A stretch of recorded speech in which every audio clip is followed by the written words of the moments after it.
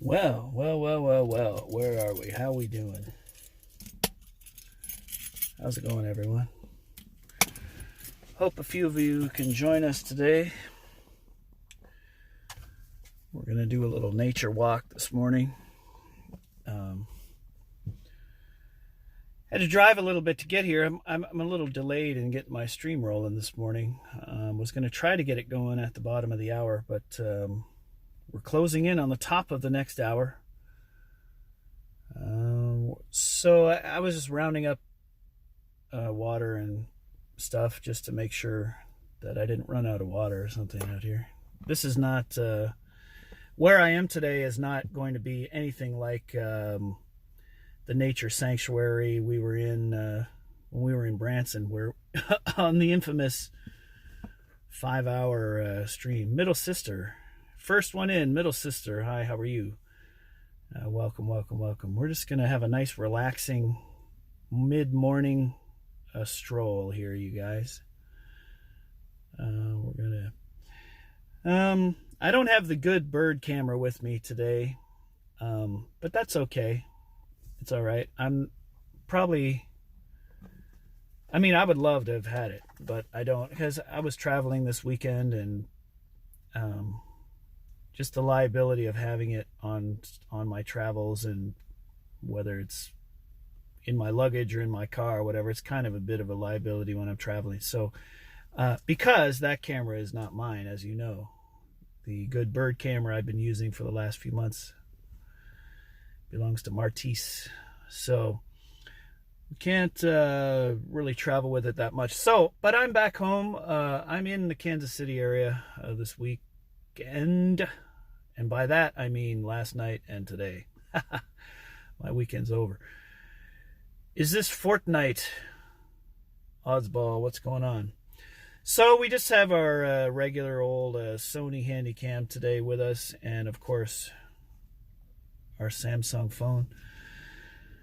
So I've driven to a small nature sanctuary. It's Mo. Yo.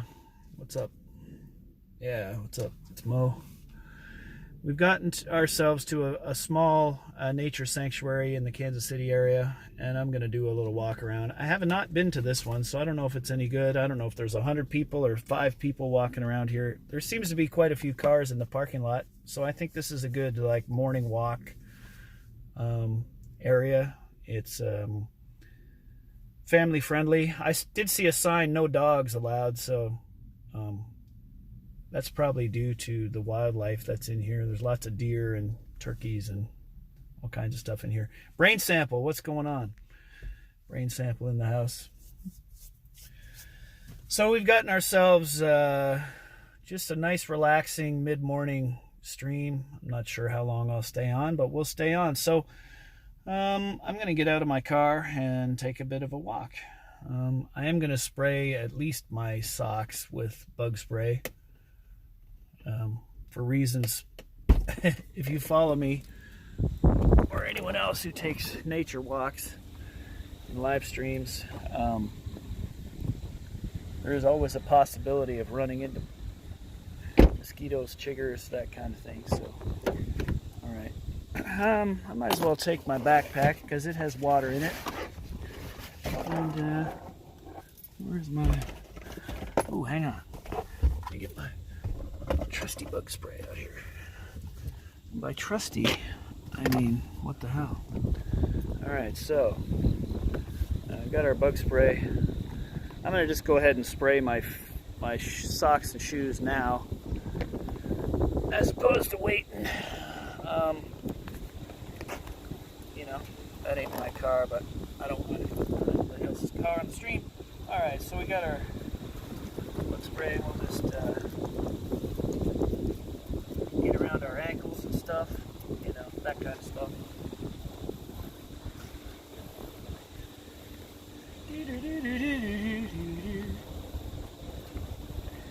Alright, that's probably good enough.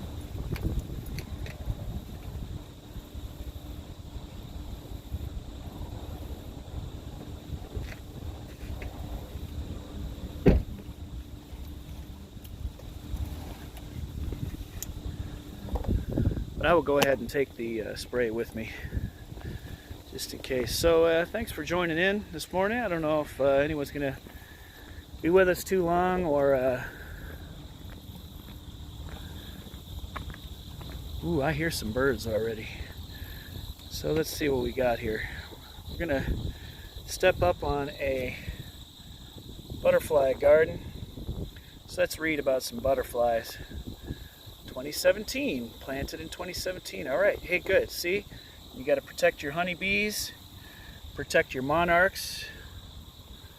So here's what you can do around. You can plant your garden in full sun, grow native plants, minimize pesticides, yeah, as in don't use too many. Specific needs of local pollinators, right. Okay, so migratory wonders. Yeah, we'll probably see a few of those today. So here's what they call the butterfly garden. This is a little, lots of native plants around here. That looks pretty fun. But, all right. So that's the little butterfly garden they got here at the entrance to the nature sanctuary. I'll put my keys in my backpack here in a second, so they're not jingling around. So the birds don't think I'm Mr. Jingles or something from American Horror Story. All right. Well, let's go just have a nice leisurely morning walk together. Let's see. Please, no dogs or bicycles allowed. Okay. I'm at the entrance to the nature trail here. You can hear the intensity of the crickets and cicadas pick up right as we walk around get out of the parking lot and into the thing. Okay, there's a little donation box over here. I like it. Let's see. I could probably pick where to go. Here we go. Yeah, we want to protect from tick bites. Fur repellent. Shower soon after being outdoors. Call a doctor if you get a fever or rash. Right, exactly. Do not pick the wildflowers. I see a sign saying that. Don't worry, we're not going to pick any wildflowers. We're just simply going to enjoy ourselves and have a nature walk. And this is not a long trail. This is not... this one's not anything like that big nature preserve in Branson where I won't even say I got lost, because I didn't get lost. But it took me a lot longer to get around that 3-mile trail. Oh boy. Yeah. Well, this looks promising. That looks promising, doesn't it? Shout out to Bluebird Trail. Shout out to Nature Walking. We're leaving, getting ready to leave civilization here for a minute. Nah, there's lots of people out here. There's lots of cars in the parking lot, I'm sure, though. Good morning, Stacy. How are you? I'm just going to be taking my time doing a little morning nature walk here. I'm not doing anything strenuous. I'm not doing anything, I'm not taking on any 5-mile trails or anything today. I'm just simply going to be out here with my little Sony Handycam. What's the temperature? The temperature is perfect. It's probably about 75 degrees Fahrenheit. And I think that's about 22 or 23 Celsius. There's a breeze. I got water. I got Cliff Bars. It's going to be great. So, and this is a populated area. I'm in the middle of population, but there's just a little park in the middle of it. So there's a little fitness thing here. I guess you can run up and down this thing. It's a good woodpecker tree. Nice little. So that's the first look off the main trail. This is quite a bit smaller trail than the rugged one that I was hiking in Branson. I keep saying it. I'll go back to it several times, I'm sure. Man, I kind of wish I had the good camera today, but I left it because I had a gig in Chicago this weekend, and so I didn't take it to Chicago, and therefore it's not with me right now. Man, this is beautiful, beautiful little area. See, there's. So if they do have to cut down a tree, they just leave it, right? Because lots of stuff will live in that. Let's look around. So I was reading a bird blog the other day, and they said just in this area there were several fairly rare species of migratory warbler coming through. Someone spotted and photographed a Philadelphia warbler here in Missouri, maybe about 20 miles from here, from where I'm standing. I would love to see something like that. We'll appreciate any birds we see today and any wildlife that we come across. So we'll just walk on this trail a little bit. Nice relaxing morning walk. We'll keep our eyes and ears open. Got my shades on, courtesy of the Vagabondians. Vagabond felt bad for me the other day on a stream when I had my scuff shades were all broken and fallen off my face, and he reminded me to go get some shades. And I'm like, nah, these scuff shades are fine. But these are the new scuff shades. Wow, this is really cool.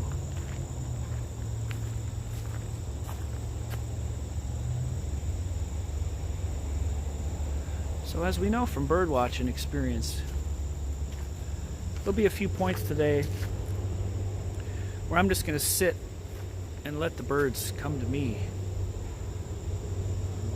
They see a flourish of activity or you being too loud or whatever, they go silent or they get out of your way. But if you sit for a while, Ramona A, good morning. If you sit for a while, the birds, you know, they've already sized you up, so they'll start going about their activities if you sit still.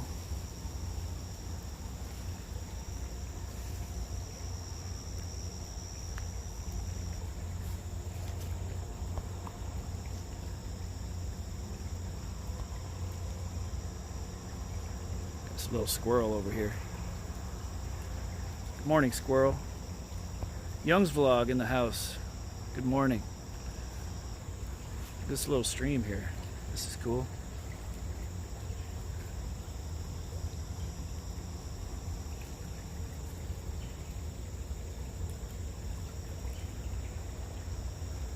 What a beautiful little spot. Captain Surf Dog in the house. Helps to bring bird bait. Yeah, Goldie Cobb, hell yeah. Nice to see you. Welcome, welcome all.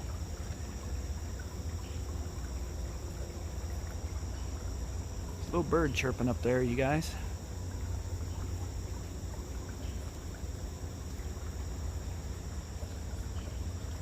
Watch out for chiggers. Yeah, I sprayed my socks and shoes with bug spray. It's just good to do that. Watch out for chiggers. It's a hazard of being outdoors. You're gonna get bit by bugs. Supposedly there are some natural bug repellents. T-Tat was telling me about a vinegar-based bug repellent, and I really got to get that recipe and start making it. And yeah, isn't this peaceful? This is peaceful. This is what my stream, my morning nature walk streams hopefully provide some relaxation, some calmness. You know, and this is, you know, I'm not out in the middle of nowhere. I'm in the middle of, I'm in Kansas City. Hey, here's a guy with a big lens on his camera. I'm just going to talk to this guy for a second. Hello. You getting any good birds today? Saw a couple earlier, black and white warblers. Really? There's a couple of blue-headed vireos. Yeah, blue-headed vireo. Hey, that's one I had never seen. I hadn't till this morning. Did you get it on your camera? I don't think I got any. I'm live streaming to a small group of friends. We're just taking a morning walk together. I won't show you if you don't want to, but I'd like to see this individual's got a really good camera. Oh, whoa! Can I show that on my stream? You guys, this gentleman walking here got a blue-headed vireo. Look at that thing. It's gonna go away in a minute. Whoa, man! That's really cool. All right.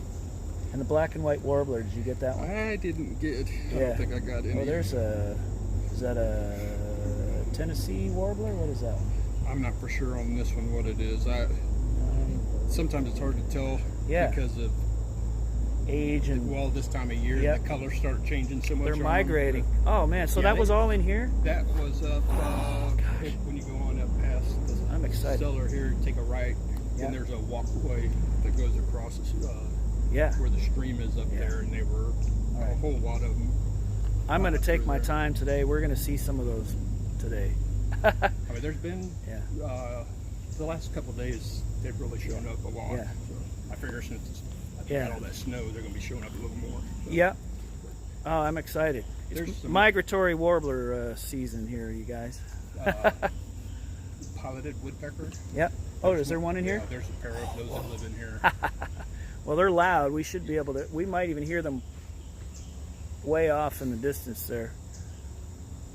What do you suppose is chirping up there? Oh, there's one. He's down. He's about 20 feet up in the in those thick vines there. See him? He's a little warbler. He's about 30 feet up now. On the vine? He's among those bigger vines, and he's going up. Yeah, this guy's gonna get a better shot than I will. I only got a little handy cam, but we got ourselves a little warbler up here. Maybe a black and white.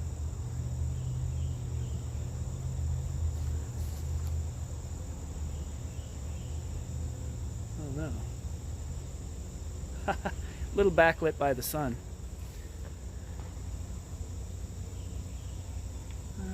That's all he's up there where they all come together.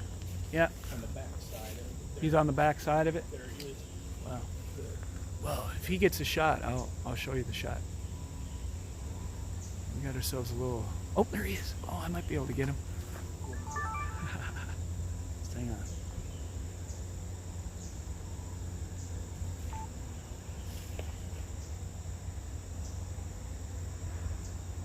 Trying our best here. Trying our best. I wish I had my good camera here.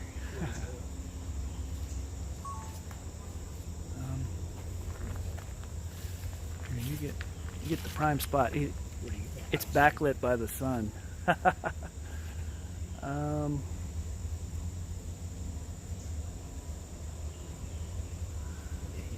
I hear he might have gone to the right a little bit.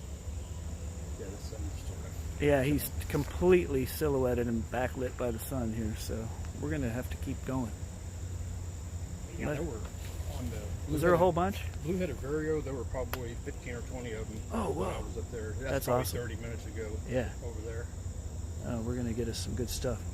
There's a lot of cattails and stuff. As soon as you go past them, there's trees in the stream, and that's where I saw them. Okay. So. Well, thanks a lot. Yep, no problem. Where do you have a website, or you just? I'm on YouTube as Lefty Beatle. Is that all you do? Is walk or do this? I live stream a little bit to a community, and I play gigs. That's what I do. So during the day, I'm trying to bird watch and Usually I have a decent camera, but it's currently in Branson. Oh, I see the little guy. I see him again. Yeah, I just saw him. He's directly in the sun right now. We'll try to get a shot of him. But I just got this little handy cam right now. It's not a good one. Or it's not good for close-ups. But it's all I got on me this weekend, so. Do you have a website? No. No? Instagram or anything? Nope. Okay. It's just. All right. So, just a hobby? It's a great hobby. I do pictures for Park Hill School. Okay. Their softball, Great. cross Yeah. country and track. Yeah. Other than that, it's just. Yeah. Do you follow any good bird blogs or bird watching websites or anything? The only thing that I really mess around on is Flickr. Flickr? Yeah. And all right. there's a couple of owl groups. I do a lot of owls. Yeah, there's owls in here. Yeah, I've seen the website where there's owls supposedly all over here.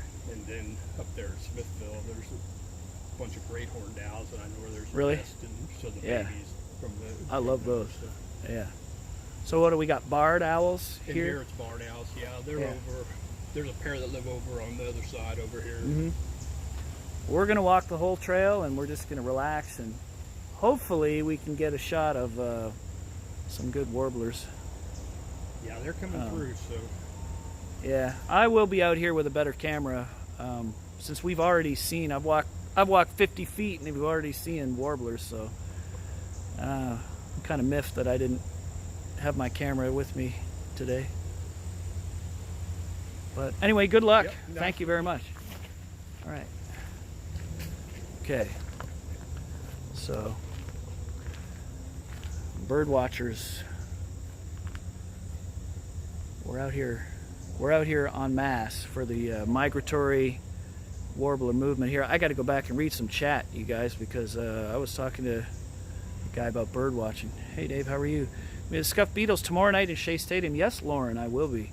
How did the weekends go, Goldie Cobb? It was really fun. Played a combined Elvis meets the Beatles gig. So we did 5 songs, Beatles, and then we left the stage, and then Elvis people came on and played 5 songs. Then we retook the stage as Beatles, played 5 songs. Another Elvis guy would come on and do 5. And we kind of did that all night, and it was a pretty fun show. My first real experience playing that kind of show. You know, the sound system and all the fun you have when you're mixing and matching different acts. So you kind of just have to compromise on your mix and your sound that you hear back. So that was a little bit stressful, but you know what? It makes us all better and us all stronger. It makes us we can play gigs in any conditions, right? Yeah. Thanks, Chip Matoof. Keep up the good work. Love your nature streams. Yeah, we're going to enjoy ourselves today. Check out woodpeckers and crows on my vid. So check out Brain Samples Woodpeckers and Crows in the Brain Sample world, you guys. There we go. So we kind of caught up. Paul McSassiass. Hey, everyone. How's it going? And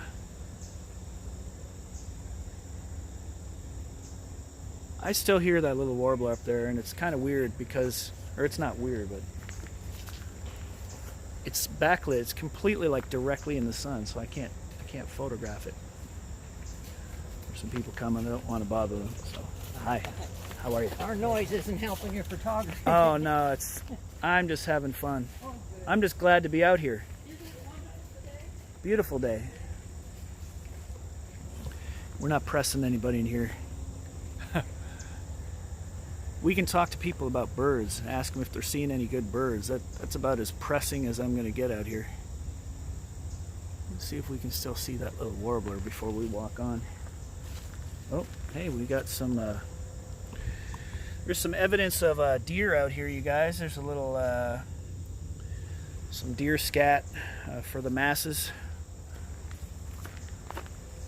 Let's make sure it's not, like, underfoot. All right, what's up, Birdie? Renee Russo, how's it going? Title, Something in the Woods. So check out Brain Samples, Something in the Woods. It'll be what he says it is. It'll be woodpeckers and crows will be included in that vid.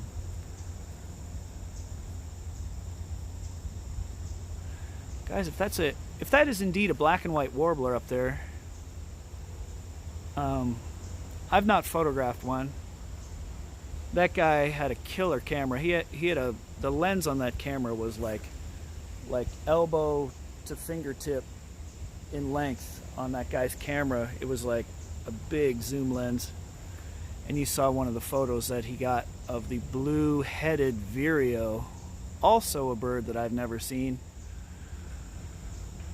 So what we're gonna do, he said there was a flock of 15 or 20 of them up here, and I've never seen those birds, so I'm really excited about what this day brings. And just what we were looking at, what we were trying to photograph up in these tangly vines. See, it's backlit by the sun, it's silhouetted, so can't really get a good shot off of that particular tree from this angle. So let's move down the trail. If we hear these little cheeps and chips and buzzes, these little warbler sounds, we're going to try to get it. If I change my angle, I might be able to photograph that bird. I wish I had my good camera. See, this is a lesson for the old Birdman here.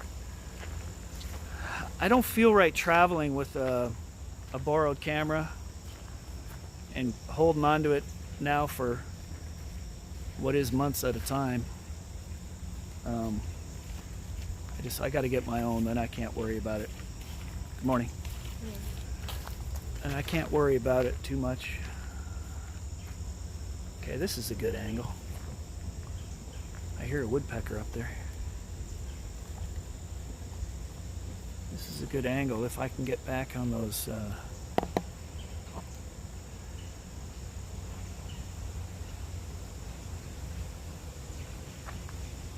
I hear two woodpeckers calling back and forth.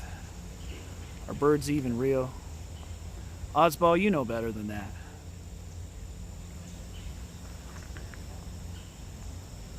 Birds would be out here doing their bird things whether or not we are even on this planet. Birds are a symbol of hope. They're a symbol of the environment. They're a reflection of how well the earth is doing. You want to watch patterns of birds and animals if you want to know what condition the earth and the environment are in. Just look to the wildlife. They'll tell you how you're doing. And I don't want to just say how people are doing, but they're an indication of how we are doing as well. If we see populations declining or shifting because of weather, and we just got to pay attention to that stuff. They'll give us the signs of how well we are doing. All right, I think it's time to walk on the trail, you guys.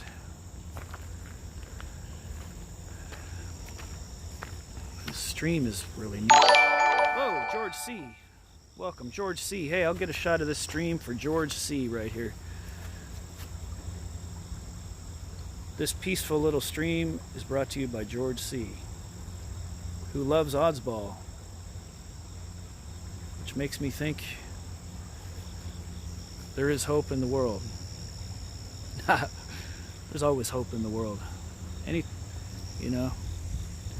Just get out of your cities, get out of your parking lots, get off your chairs.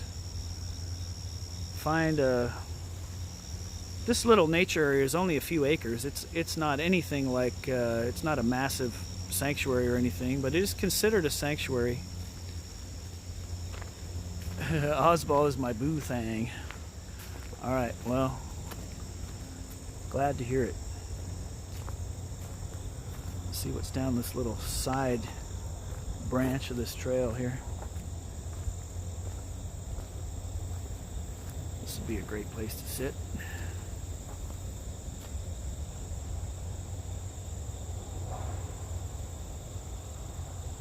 Beautiful spot.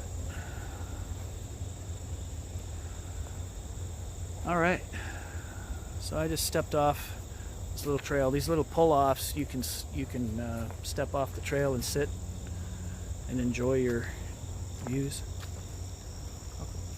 Caw, caw, caw. What's up, Birdman? Good morning to you and chat. Deafness 45. Welcome, welcome, welcome. We're just on a morning nature walk here for those just joining in. We're in the Kansas City area,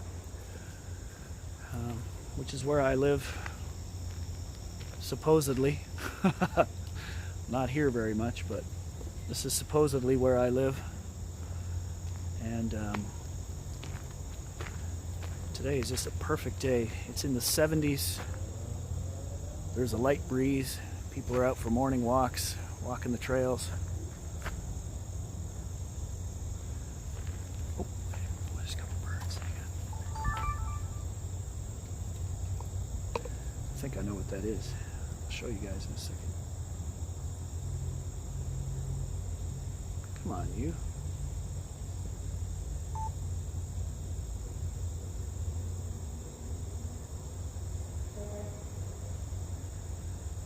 Get a little bird going here, guys.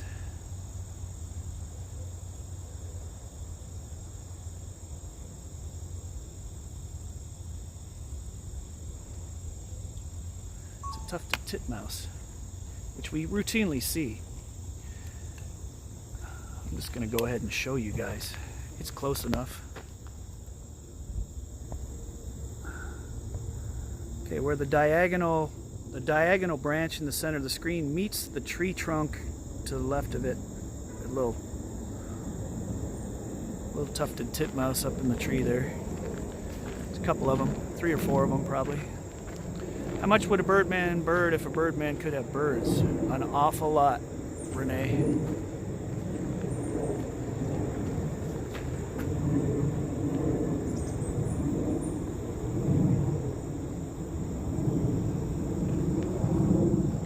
Flock of tufted titmouse here, you guys see them?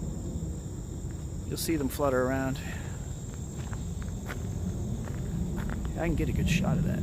All right, these guys aren't afraid of me at all. They're just sitting here waiting for the Birdman.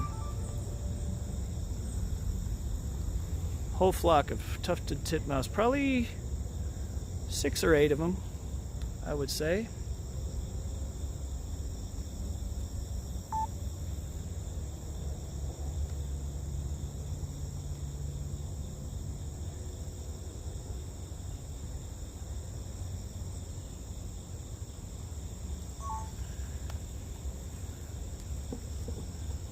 Yeah.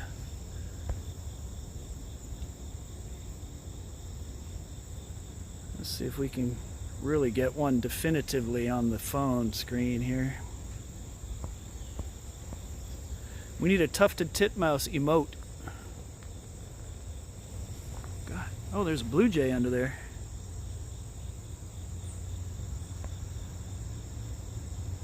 There's a blue jay under here too. Let's see if we can find him.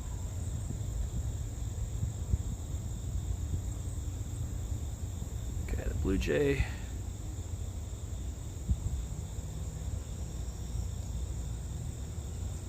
Blue jay is getting ready to make an appearance here.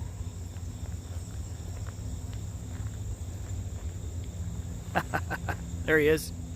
There's your blue jay. That blue jay is dedicated to Live with Blake. Tufted titmeece. I love me some tufted titmeeces to pieces.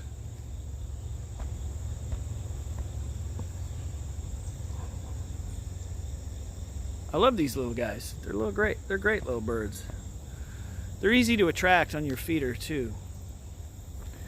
All right. There goes the blue jay. Blue jay's going up the tree. Got a whole lot of activity just in this little tree right here. This is great. Tufted titmeece. The chat loves the tufted titmouse. I just heard, oh, that's the blue jay calling. They have weird calls. When in doubt, if you hear those weird whistles. Yeah. If you ever hear weird stuff like that, think blue jay first, because they have about 20 different weird calls that they make. Alright. Brain sample. We've had ourselves a whole flock of a bird called tufted titmouse right here. A very common bird. There's still several of them up here. They're not afraid of the people walking the trail. There's one right by this little tree here. Where are you, little guy? Little dude. Hey, guy. Hey, guy. Meep, meep. Whole flock. All right. That was pretty fun.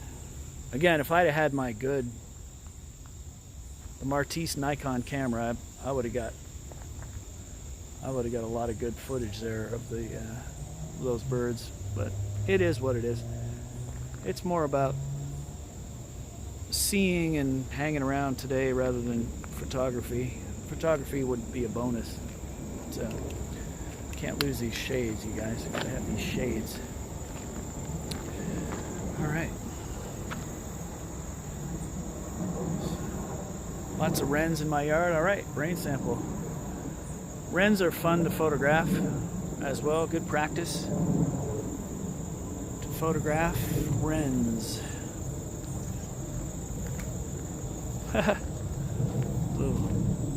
These little titmice birds are all over the place.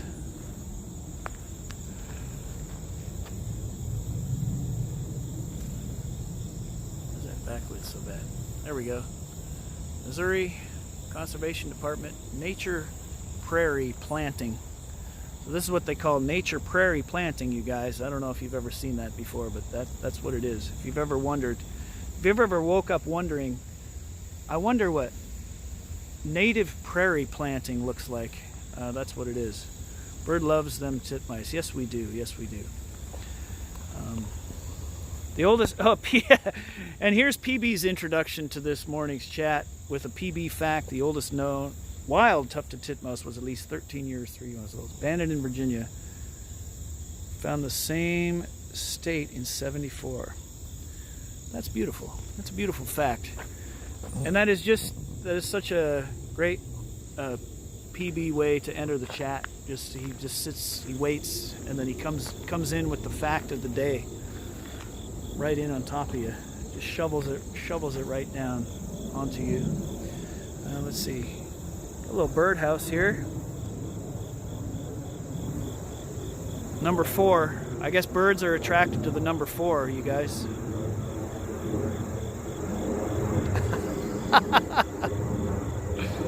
High up in the trees, Mississippi kites. Hell yeah, brain sample. I've been seeing those too around Kansas City, and I have tons and tons of footage of Mississippi kites, and I will be putting a photo of them on my situation here before long. I'm here to learn about birds. Right on, PB. Birds prefer 7,777,000 Aaron songs. What's going on? I think birds do technically prefer the number 7 to the number 4. I think most bird flocks are in multiples of 7. I'm making that up. That is not a fact. All right, let's walk down this trail. I had taken my shades off because we were attempting to get a shot, but I look better with shades on.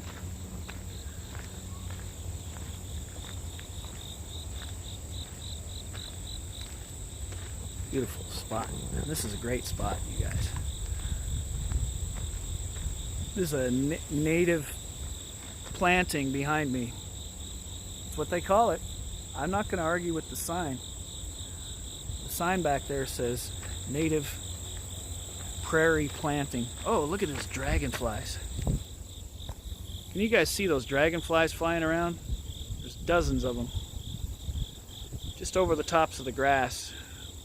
They're big dragonflies, about 2 to 3 inches long. There's like a whole mess of them. Dragonflies. Those are pretty good. Those are good for the environment. They eat mosquitoes. Lefty beetle loves some dragonflies. Oh, excuse me. Sorry. Pardon me. Mess up your picture? No, not at all. Not at all.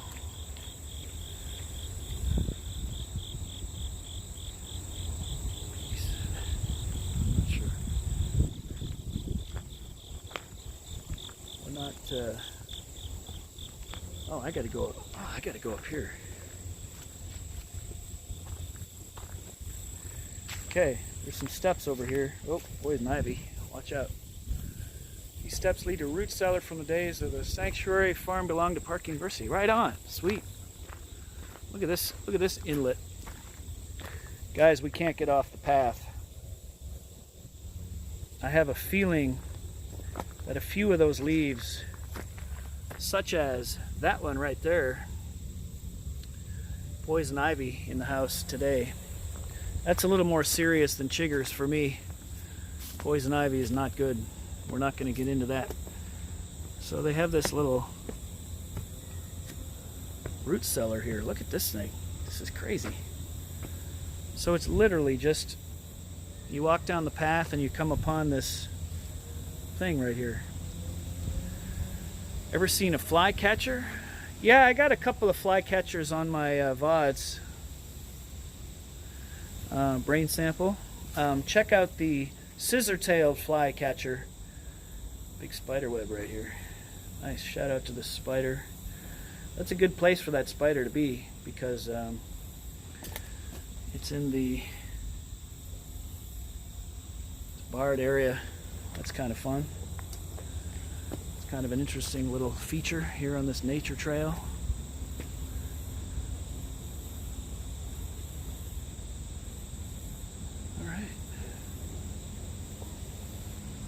Okay.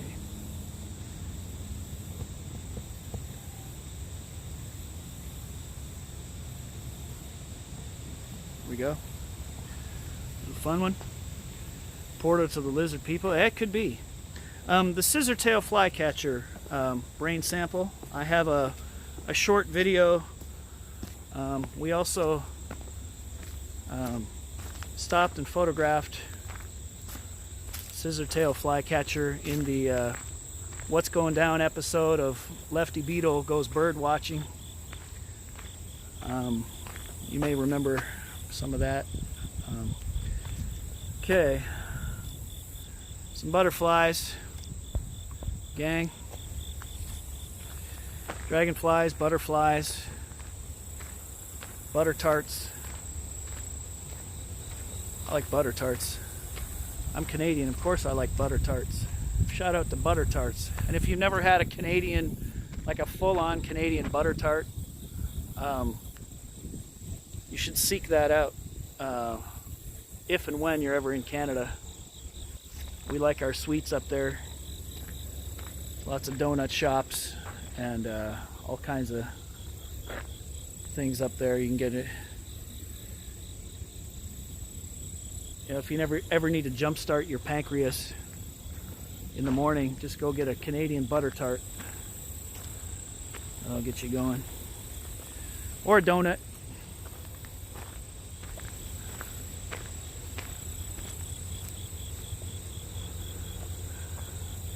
Let's go. Anxiously awaiting the tanager collection. Hey, you know, have you ever eaten bird? I think you're missing a comma. Have you ever eaten, comma, bird? And bird has eaten. Birdmann has eaten. But that's just missing a comma there. the tanager collection. Hey, this is really interesting, Goldie. I'm gonna let you in on a little something. So I had been meticulously choosing frames and video snippets and been trying to figure out what order I want to put them in. And I had started an edit on the tanager collection.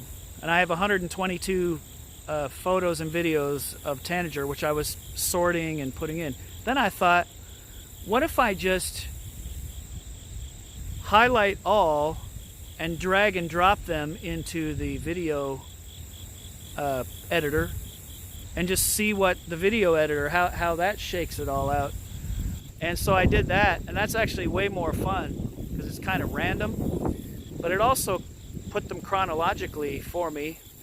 So instead of me trying to tinker and guess the chronology of the tanager family that I photographed all the early part of this year, so I'm almost ready with it. It's really fascinating and fun, and it's right now currently at 7 minutes long, and I think that's probably good. I mean, I don't think I need to edit it down anymore. So the tanager collection is pretty close.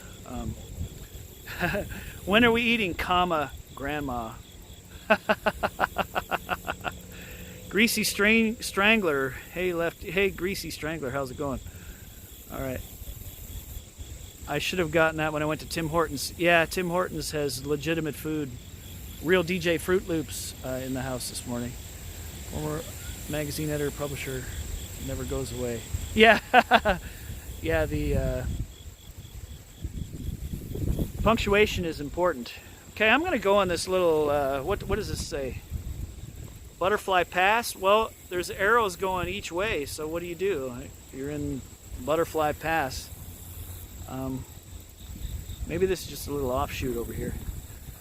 This is a highly civilized trail. This is not anything like that rugged Birdman Gets Lost episode of That's My Bird Watch. It's not anything like that. This is like, this has stuff like this in it. It's like a little trail, a little bridge. Yeah. Is Tim Hortons like the Canadian version of Waffle House or something? That is not quite accurate. So Tim Hortons is a franchised donut chain. So just picture like your Dunkin' Donuts, only since it was founded and changed hands several times, I don't know that Wendy's bought it or bought the share of it for a while.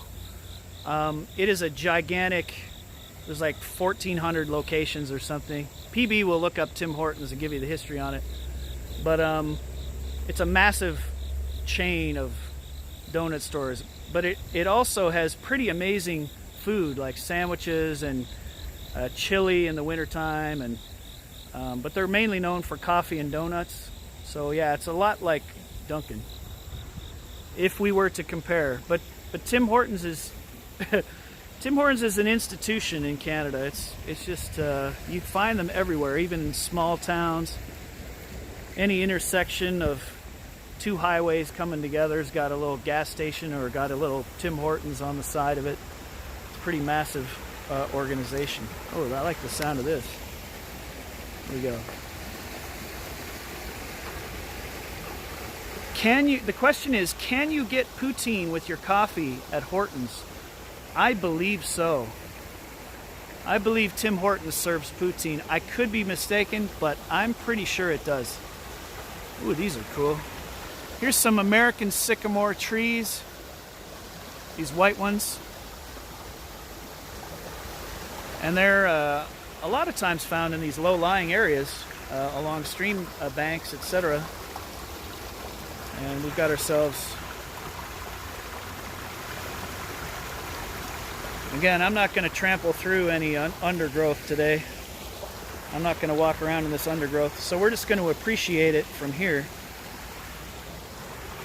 Oh, isn't that nice, you guys? Look at that, that's peaceful. You guys should clip. I'm going to let this run for about 15 seconds right here, and you guys can clip that, put it on repeat if you ever want to take a nap to running water. Here we go.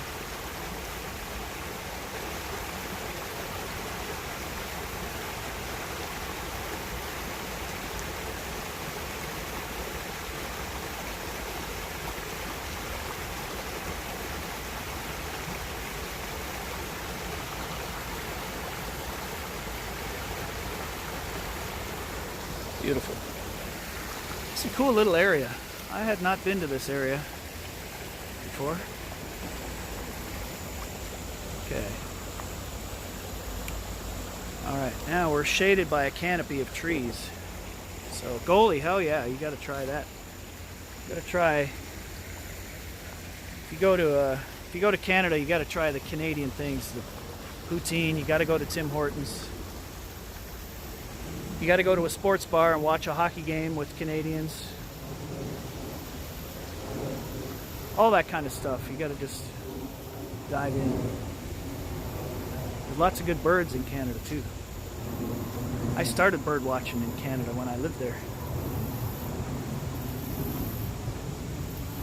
All those years ago. About 123 years ago, you guys, when I did my first bird watch. Woo! What do we got here? Just had a bird like, all right, here we go, here we go.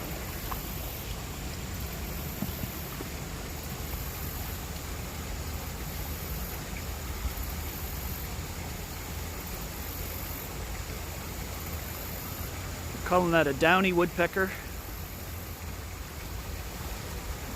followed by a second downy woodpecker. I see those little downy woodpeckers there. They're little black and white woodpeckers. They're only about this big, and the males have a red spot on the back, the top back of their head, and they're pretty common. You can attract them to your bird feeder with nuts or sunflower chips or any kind of nutty cake. Or suet. All right. Oh, there's one. Come here.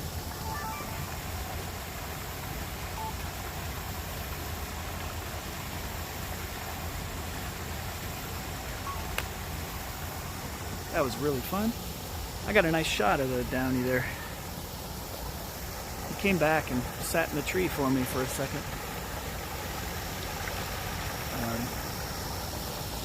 Is Canada worth seeing beyond BC? BC is a beautiful province, but I think Eastern Canada is also very, very wonderful. There's your downy woodpecker, you guys. Center of the frame. Probably a little blurry. There we go. Here's PB with some facts on Tim Hortons. As we view the downy woodpecker, and that is a male. It has a red spot on the back of its head.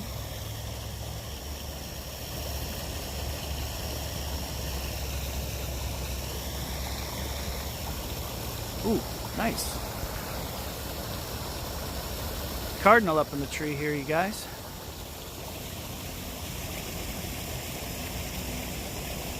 Oh, there's your downy woodpecker in the center of the frame. I'm going to point my camera away from someone's going to walk by here. Morning. All right, back to the woodpeckers here.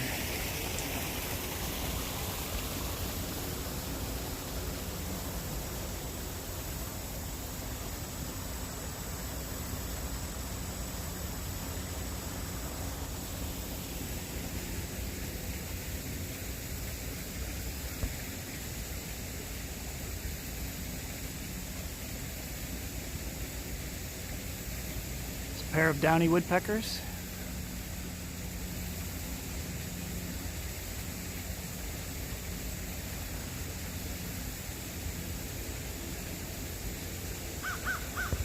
Caw-caw. Some crows flying up there. Ooh, look at that. Some crows up in that other tree over there. See that? You can hear the familiar caw-caw. They're saying what's up to the old Birdmann here. Ooh, these downies are awfully active up here.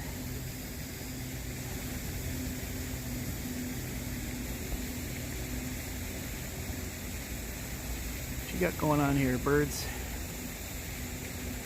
Right in the center of the frame, there's a downy woodpecker sitting right there on the branch. There he is. Oh, there he goes. That thing's only like 8 feet away from me. Lethal Outdoors. Thanks very much. Any birds calling today, mate? Yes, we just had a nice caw-caw from a crow a second ago, checking in with the Birdmann. And we had a cardinal and some downy woodpeckers up in this tree, like no more than 8 feet off the path here.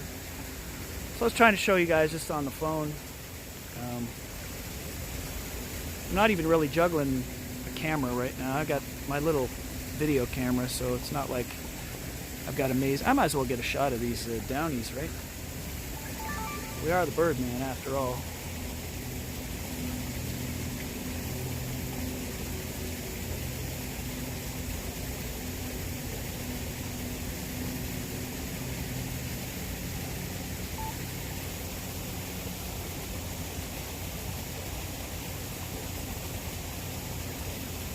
Yeah, he's cool.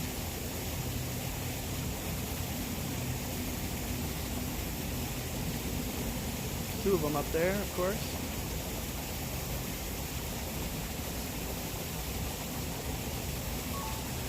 Alright, and I'll put those in some kind of a VOD from my bird watch. Nice little few frames of downy woodpeckers. I didn't get the cardinal. There was a cardinal up there a second ago. Nice cardinal. It's always good to see a cardinal. They're good luck. Pretty darn good baseball team too, usually. Downies and their larger look-alike the hairy are one of the most identification challenges beginning bird watcher should master. Yes, you should. So we know those as downies because they're pretty small. But if I see a hairy woodpecker, I'll try to point out the difference. I do have a... Oh man, these things are so cool. They're like right here.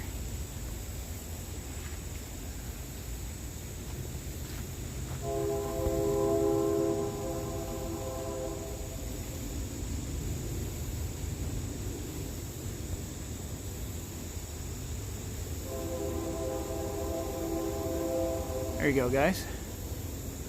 Downies. They're not any bigger than a sparrow.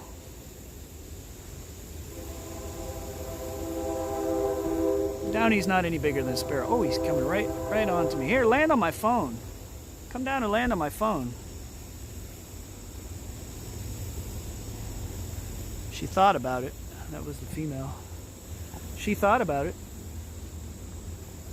I got to keep my eyes open here because the photographer we ran into in the early part of the stream, he said there were black and white warblers as well as blue-headed vireos in here, and I want to see those. I want to keep my wits about me here as we go along.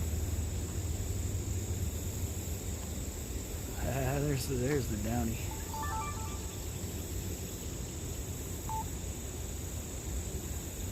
Get a few frames. You always got to, you photograph and observe what's around you. So at this moment, it's the woodpeckers. We're observing them and appreciating them.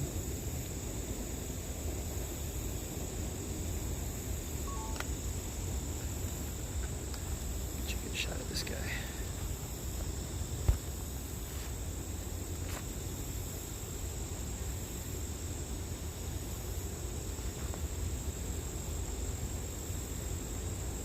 Birdman's out here watching the birds. Hopped up on sycamore speedballs. Yeah, that could be. That could be.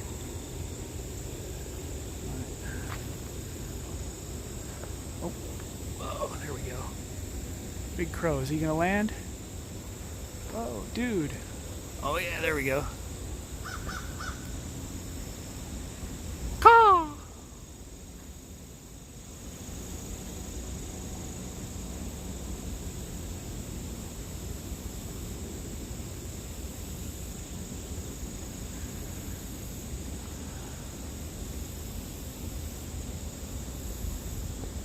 a crow up there in the center of the frame.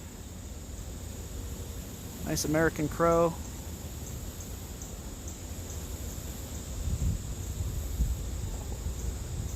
Caw-caw to the crow. There's another one going to join it in the center there. I'll get a shot of that. That crow's right in the open for a nice little video here. Let's see. There he is. Oh, darn. As soon as I open my camera lens, he leaves. Alright, so let's track. Let's just look over here. Make sure there's nothing obvious right here. Oh, there's a crow. I'll get a crow for you guys.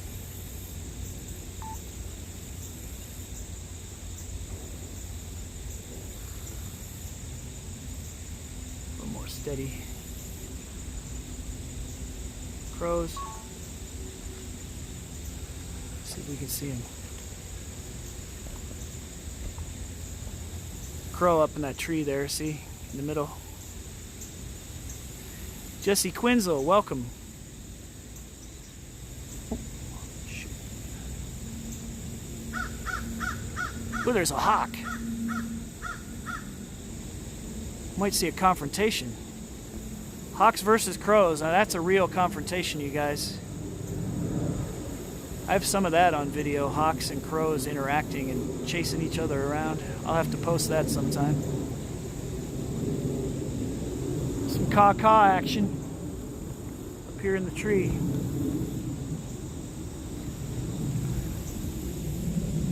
Yeah, so we got the hawk on the frame there. It kind of buzzed the crow in the tree, and then the crow flew away. So obviously there's something going on. Some kind of crow versus hawk turf war.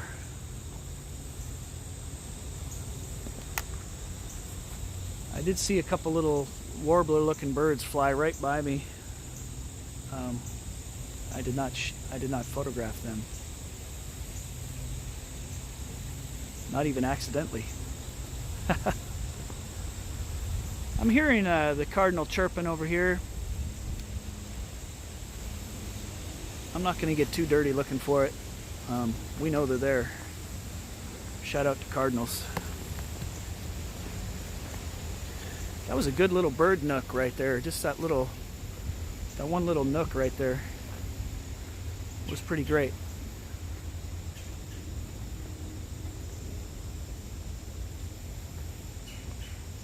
Some more woodpeckers calling above us. Probably the downies, but probably.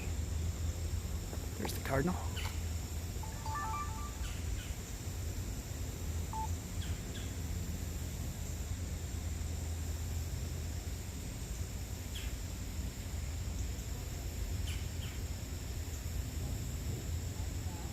Alright, got the cardinal out here. Try to show you if I can. Oh no, they're flying away. They were just near the trunk of that tree there.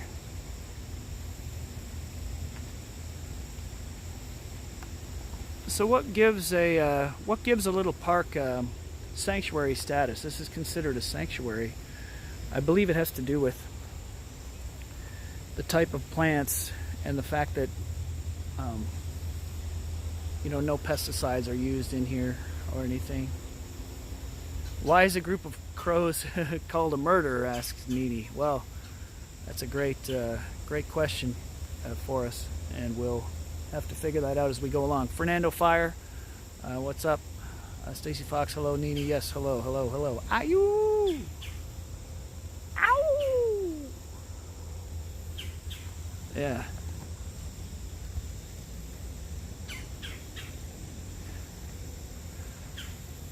Whatever's making that loud noise up there.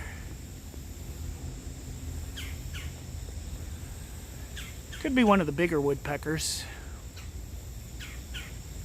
Oh, it's a red-bellied. Center of the frame. Red-bellied woodpecker.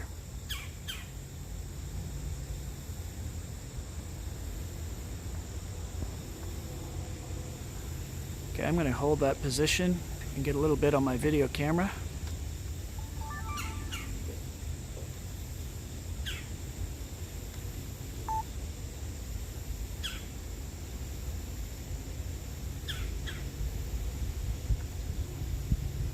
That's your red-bellied woodpecker right there, gang.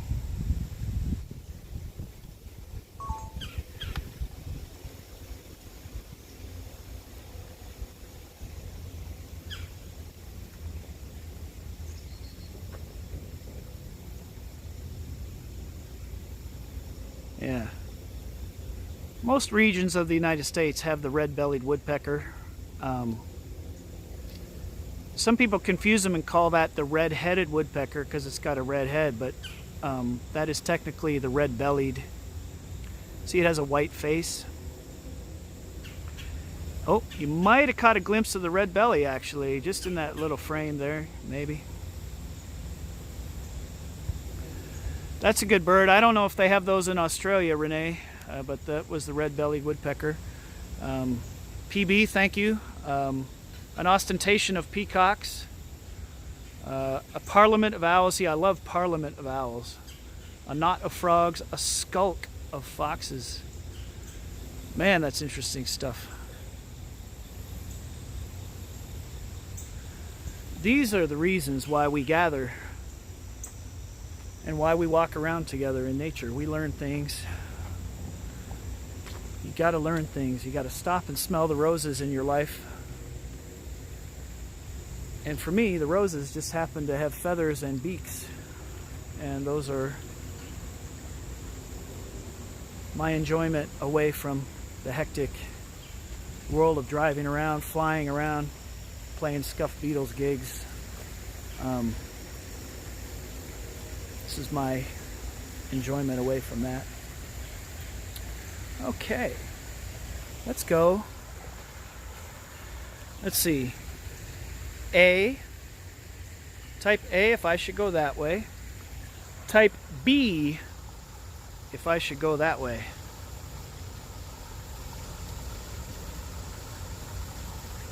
So A, that way. B is kind of on the path we were going, which I would love to go on B. So we got a couple B's. Wet dog in the house. Deafness, we love learning, continue to learn from each other. That's right. B. All right, we're going B, you guys. The chat has spoken.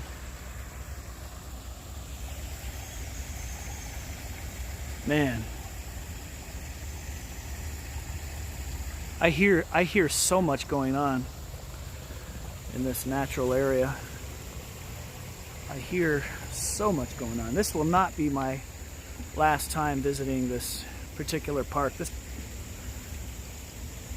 We got fall migration of birds going on, and our goal today is to shoot, photograph, view, observe some migrating birds, which, as we know, there's an overlook. Let's go to the overlook before we continue that way. We're just gonna step on over to the overlook here. Sometimes people smell things like oranges or burnt toast. How did you know my name was Doc? Well, I think I heard her call you Doc. We're going to the Overlook Hotel. No, not the Overlook Hotel, just the Overlook. They call it The Shining. This is incredible right here. Okay, so the photographer told us there were all these reeds coming out of the creek bed, so this is where we are. And this is our spot. I'm gonna just sit here for a second. I need some water anyway. The bridge sold me, yep. During the migration. Warblers. Stacy, the answer is warblers. I'm kind of obsessed with warblers right now. The migrating warblers. I'm going to set this down and just sit for a minute. Shout out to a great Kansas City band called the Grand Marquis. You guys check them out. They're a New Orleans style. They're kind of a New Orleans style blues band. They're from Kansas City. So in the Kansas City metro right now, the bird watchers are seeing black and white warblers. They're seeing the blue-headed vireo, which we saw that photographer in the early part of the stream. He showed us a blue-headed vireo. I would love to see one of those today. That would be great. Supposedly the Philadelphia warbler is in Missouri right now for some reason.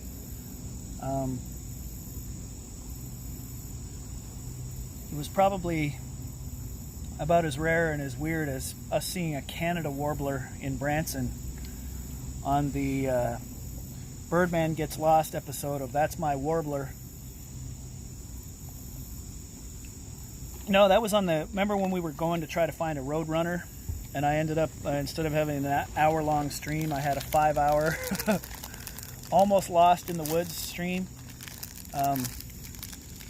That we saw a Canada warbler that day, and I had to consult numerous bird groups and bird watchers to figure out what that was and why that was there, but we did. I'm going to eat a Cliff Bar. Shout out to Cliff Bars when you're hiking and doing stuff. This is crunchy peanut butter, a Cliff Bar right here. Shout out to that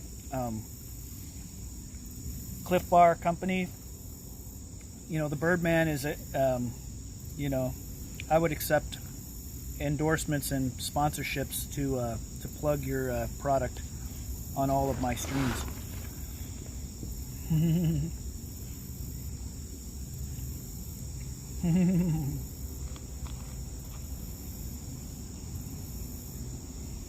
Easily swayed by the bridge. Oh yeah.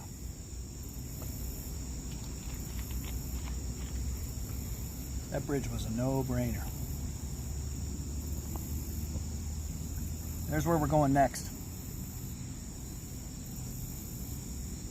Let's just sit and enjoy ourselves for a bit. My hair is getting long, everybody. Getting a little shagged out here. Almost beatle-y. I could almost, well, I couldn't go on beetle stage with some of the colorizations in the hair here. But we could almost get it going. Au naturel. That's right, Deafness, you and I on Cliff Bar sponsorships. Let's go for it. Let's go for it. I would gladly, even if they just sent me coupons for like 20% off or something, I would be like, I'm sponsored by Cliff Bars. I would love to say that in public. Cliff Bars and Hofner bases. Don't cut the hair. Don't cut the hair. All right, well, we got to listen to people when they tell us things.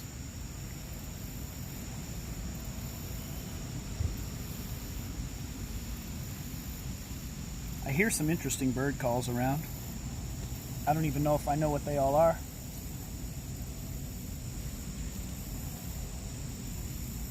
I still hear the woodpeckers because they're not far away. I also heard some whistling.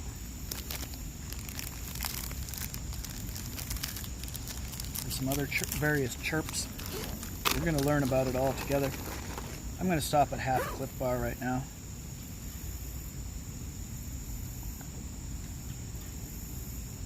Bottled water. I should have brought my refillable bottle, but this is the third time I've filled this since I bought it. So I don't feel too bad about having a single-use water bottle. I mean, it's just, you got to have it sometimes, and that's what you have. But the tap water in Kansas City is really good, so I have filled that bottle a couple times before we recycle it. All right. I feel good about this bridge. I feel really good about this bridge.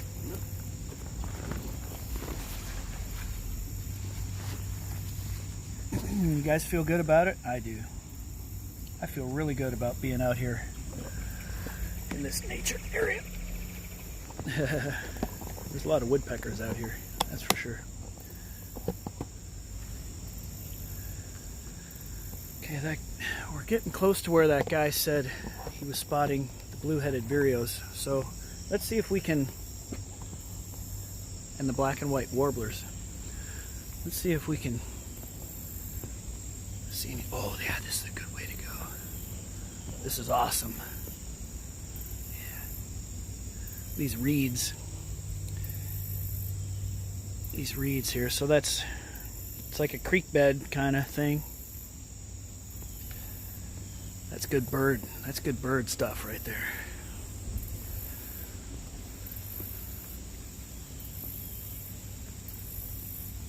Oh man, that's beautiful. Blue sky. Some high clouds. The humidity is not too bad, actually. Look to see if there's a troll. Jesse wants to know if there's a troll under the bridge. Any trolls under there? Hey, troll. No. We don't want to call the trolls. If they're under there, we just kind of let them be. So far, there's nobody. There's no troll under this bridge. Oh, that's so cool. Guys. That's just off the side of the bridge here. Look at this.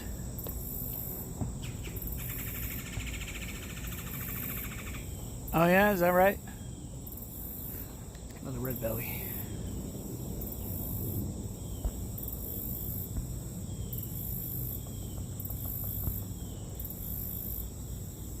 He's in the shade there. Pretty easy to photograph, actually. You can view the Birdman watching the birds from here. Hang on.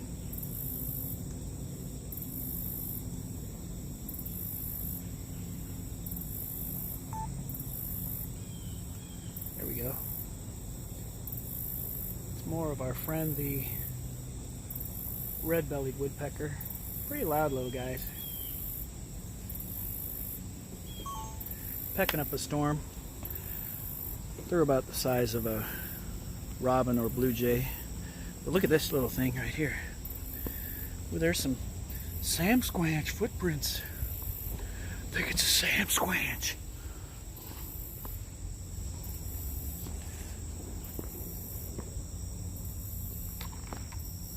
Stay on the rocks here, it's kind of muddy.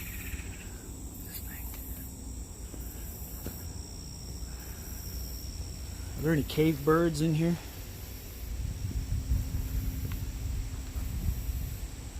Dang. That's kind of weird, isn't it?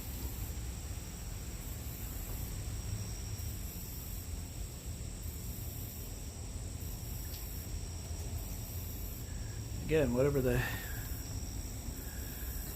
heck that has been over the years, I'm sure it had a purpose. Human-made. Definitely had a purpose at one time.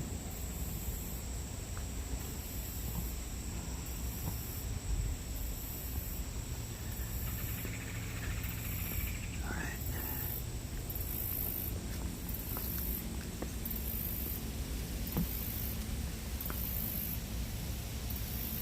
This is the overlook. This is what they call the overlook. Should we read some graffiti? Yeah, people always got a graffiti everywhere they go. Of course. Ooh, there's one for you. Skater plus Kanye forever. Now this is more our style right here. One love with an infinity symbol between it. Okay, here's the overlook. It overlooks a little kind of a stagnant little pond down there. I think we might sit here for a minute.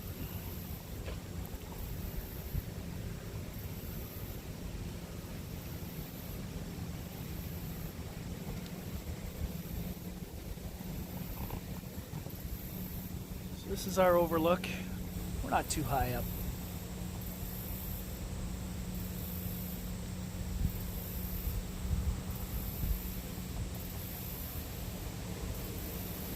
It's kind of nice right here. It's all nice. It's all nice around here. Again, this is just a small acreage park. It's not, there's not too much of anything. Is that right?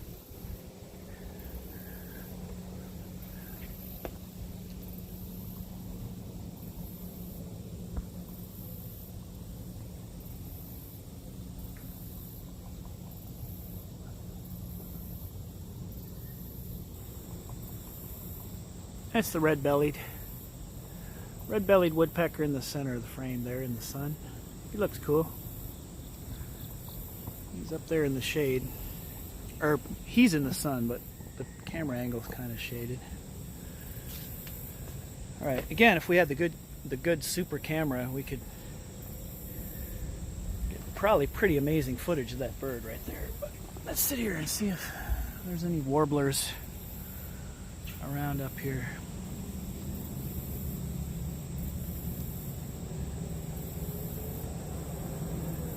So how do you look for warblers? Well, they're small, so they're only going to be this big. And so just look for movement. Usually, morning.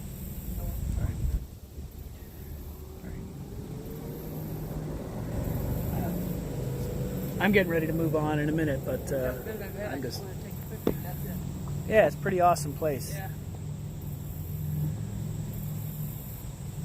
Have you seen any good birds today? I haven't. Okay. Yeah. We're doing a little bit of bird watching. I got some friends online with me here. We're just seeing if we can catalog a few birds. So, Well, I hope you find some. thank you. Thank you.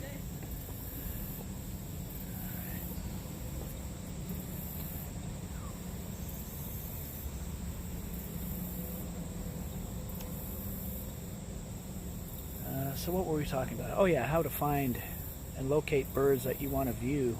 So we know there's a migration going on, and you can look up migratory birds and the patterns of those birds and where they're supposedly coming from and going to.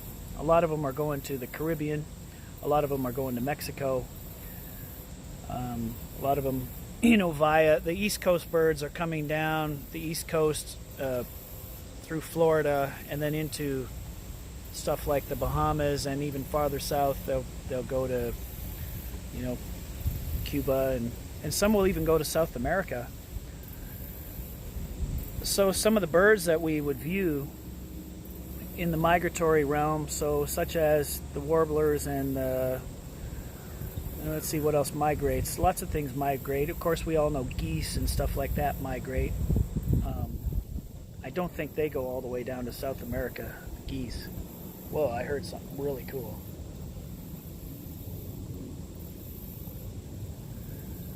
So it's kind of cool to think that a bird we might see today, in a matter of a couple weeks or whatever, a few weeks, could be all the way down in, I could see the same bird in Ecuador in October that I see today, potentially.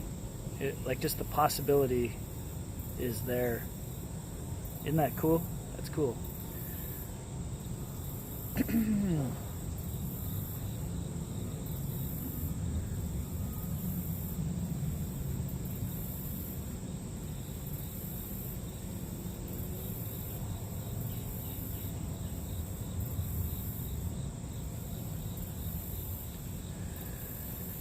So really the only good way to you got to follow your senses. So in my nature walks, I do a lot of talking, a lot of gabbing. Really, the ideal bird watch situation would be go sit somewhere in a clearing or in a spot like this overlook here. And by overlook, I mean this is what we're overlooking. And just sit here for a while and let whatever's going to happen bird-wise. Are they going to come and sit on your shoulder? No. But could they come to the tree next to you? It's possible. if you're walking around and you're gabbing and talking all the time, they probably won't come anywhere near you. So it's a little bit it's a little bit funny to think that you can bird watch on a live stream and talk to people while you're doing it. But some of the birds we saw earlier, they weren't afraid of us. They're used to the movement. They probably just think we're a herd of deer or something. They don't know anything.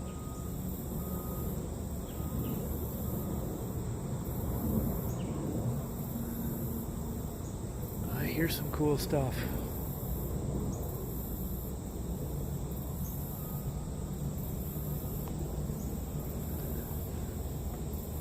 Let's see.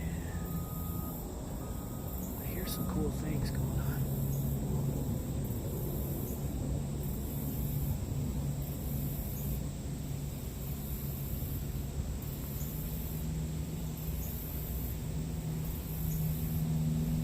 I needed this today, you guys. I don't know.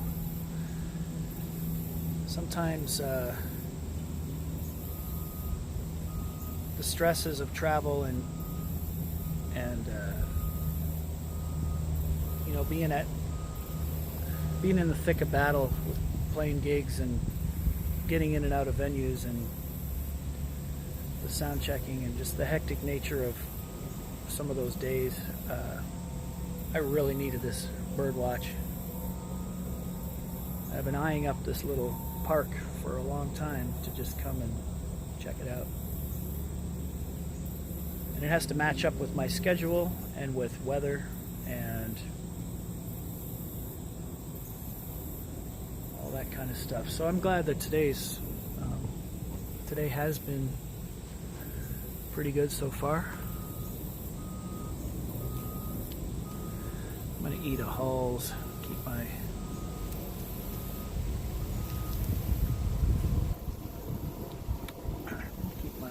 talking voice, my singing voice. All right, I love this little spot.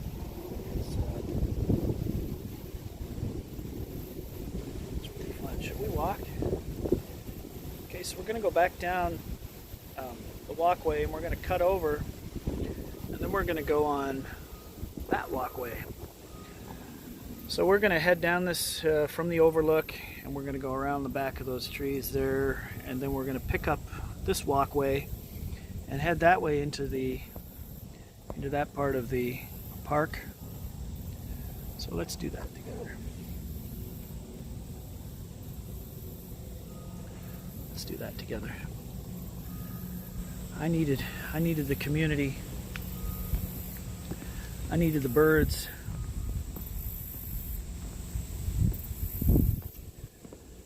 Sometimes you just need it to really just ground yourself and get back to where you once belonged, I guess, as the lyric goes.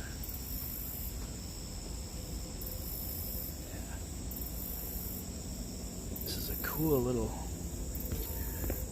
bird spot right here. We don't have our binoculars or zoom lens or anything too crazy. We've got to really rely on our collective wits. Watching you from the Scuffed Beatles house. Hey, nice, sweet. Shout out to the Bird Nation from Young's Vlog. Shout out to Young's Vlog and the Scuffed Beatles house.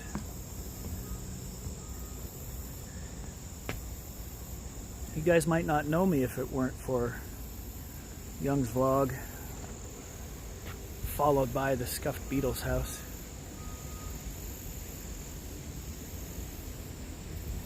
So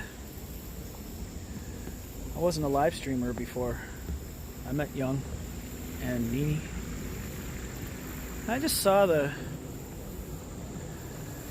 just sort of the natural way, just yes, you're talking to a device and you're using technology, but it seemed very natural. And when I turned mine on for the first few times, I felt pretty natural with it, honestly.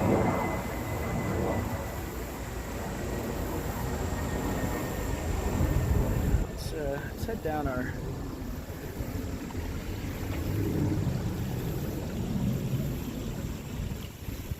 creek here.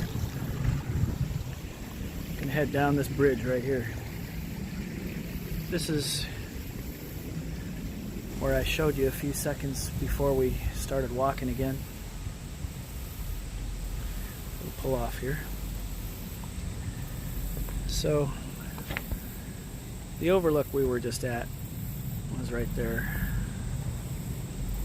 Now we're on this side of this little marsh right here. Yeah, this is so cool. Such a cool place. I will be back. I will be back to this place. We're gonna, anytime I'm here in the fall, this is where I've got to be. I got to be watching for the bird migration coming through. I would love to see some of those birds that the photographer was talking about early in the stream. For those just joining on, we ran into a guy that had a big zoom lens camera, and he was walking through here, and we talked to him for a few minutes about what he was seeing. And he was pointing out that by this overlook and this bridge that we're currently on, that there were flocks of black and white warblers and blue-headed vireos. And those are two birds that I have not really observed before in my bird life. So I'm really hoping, and I say this from the veil of scuffed shades. No, I'll look you in the eye and say it. I'm really hoping that we see some of those cool birds today. And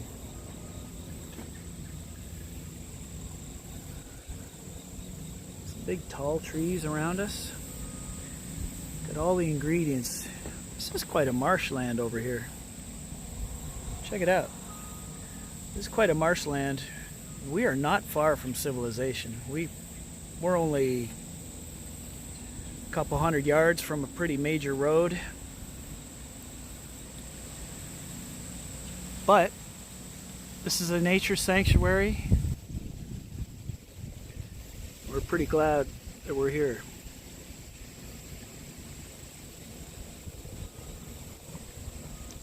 Anytime we can be outside.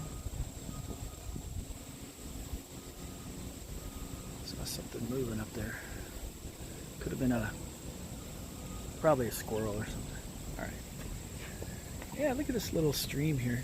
This little marshy stream area. I'm wondering. So the other day, I got to photograph blue herons. And I haven't even had time to dump those into my computer or put up on the Discord at all. I haven't even had time to do that because I went to Chicago and played a show this weekend. And so this is my first real bird break in a little while. Other than the hour or so I got to sit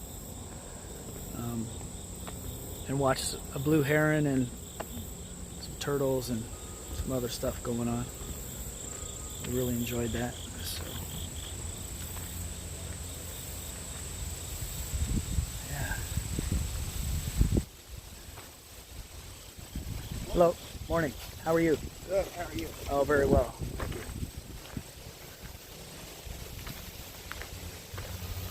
Beep, beep, beep, beep, yeah. Beep, beep, beep, beep, yeah. Oh, look at this little trail. I know, there's probably poison ivy on this little spot right here. This is like a little deer. That's like a little deer trail off the main trail here. You guys have a nice cup of coffee this morning, cup of tea. Maybe you've got some other things going, maybe, I don't know. Some people might be having a nice relaxing morning with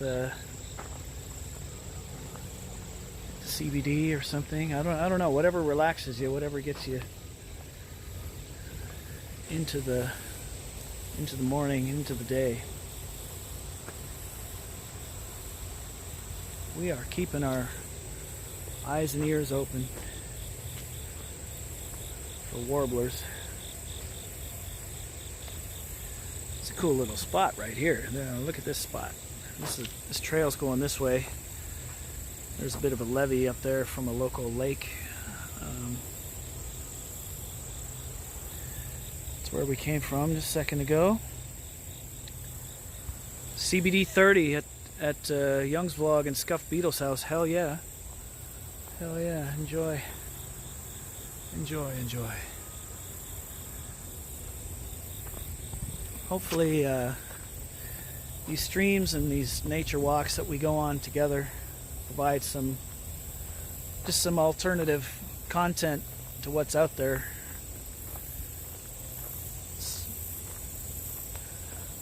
This is what my streams are kind of about.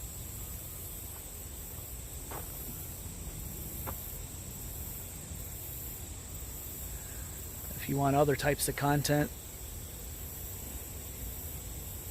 people weighing in on whatever, there's some hectic and fairly toxic streams out there, and so my goal is kind of be the opposite, kind of run the other way from that, and just be ourselves, just be tranquil and help ourselves to even out a little bit. We get pretty worked up in other parts of our lives, right? And just having something that's not that is welcome to me. If anyone else does walking streams or nature streams or VODs or just whatever you want, let me know about them. There's another birdhouse.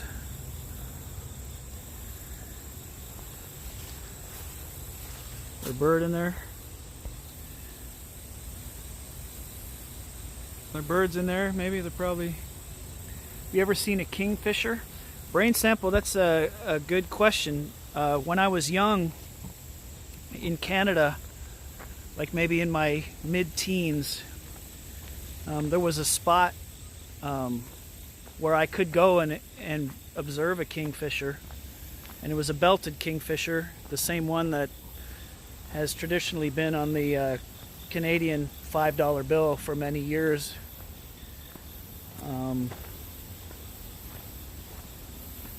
And yeah, I got to observe one. In Missouri, let's see. There's also been one that I observed in Missouri.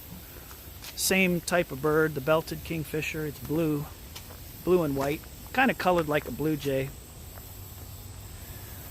I did view one of those on one of my favorite golf courses.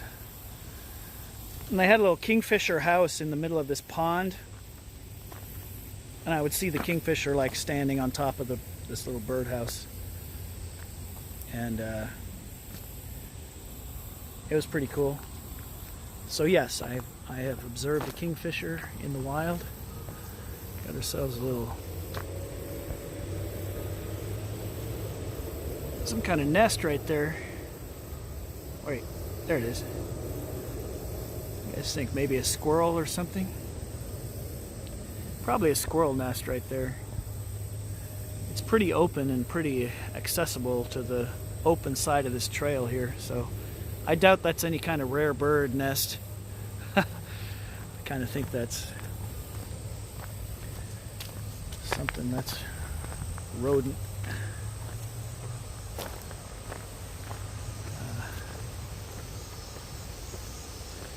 So some people think that I know a lot about birds and that I'm an expert on birds and all that. I'm really actually not. I don't even really pretend to be. I'm learning about birds, and the stage that I'm at in learning is I'm not a beginner learner. I'm not a beginning student of bird things, but you know, I'm beyond that. But okay, yeah.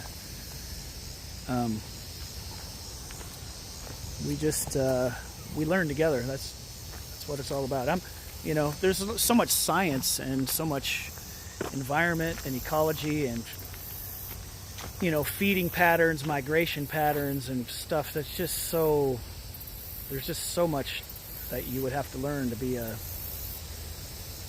expert. I just like birds. I mean, really, that just boils down to it. I like to observe them. I like to photograph them. I like to see what they're up to. And if I catch little moments, you know, of you know, maybe two birds interacting or chasing each other around, or just, you know, all kinds of little stuff like that. That's what we're after. So, all right, I'm gonna move on. There's family here. I'm gonna just bypass. Morning. Mom, there's the garbage truck. Oh, wait. As he rightly pointed out, there's a garbage truck driving across the levee. That's a levee right there, you guys. Robert Davis in the house. Shout out to Robert Davis. And that's a garbage truck on the bird watch. You know, just a little.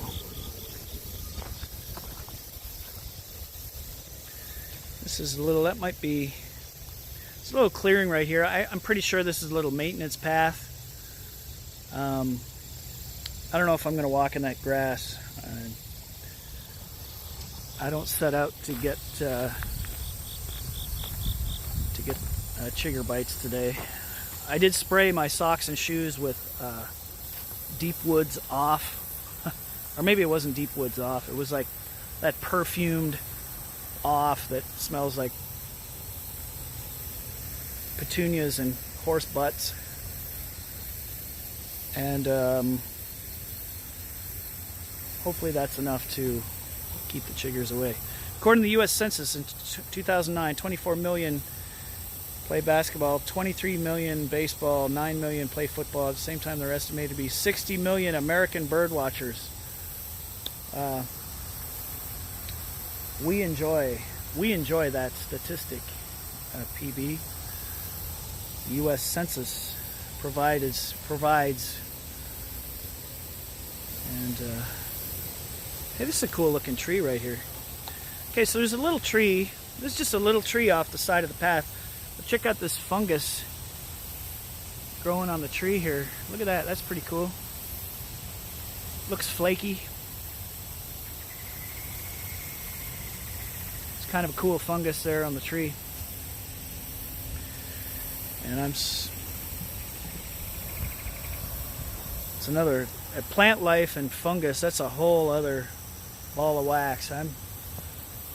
I envy people that can walk along and identify a lot of plants and fungus and things like that. Then you start to learn, like, what eats it. Why is that there? What purpose does it serve? How does it fit into the ecology of the region? And then you get into all that. So that's a whole, that's a giant subject that, and I know people that can walk along and identify every berry and every leaf that they see. It's intimidating to me. I just want to walk along and look for birds in the trees. I don't know. That's my... This is a beautiful spot right here. I'll stay in frame, but look at these tall trees. These tall trees around me. Do a little circle here. A little panorama. This is pretty awesome right here. I love this. Those were chicken of the woods, edible and medicinal. That fungus? Chicken of the woods, PB with the fungus call on that. Chicken of the woods. Shout out to Chicken of the Woods. There's a bird hole. Okay, so in this little tiny dead tree stump here. There's a little woodpecker hole in the top of that. That's pretty fun. Could be a woodpecker living in there. Ah, chickens, you say? Stacy likes chickens, everybody. As evidenced from the Foghorn Leghorn episode of Stacy Live.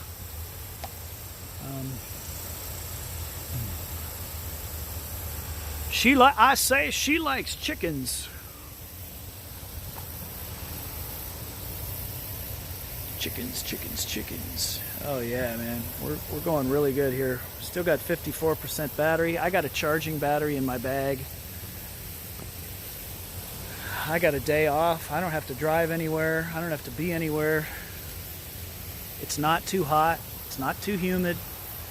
There's a breeze. This day is made for bird watching. But by all means, you guys, if other people are jumping on live and streaming,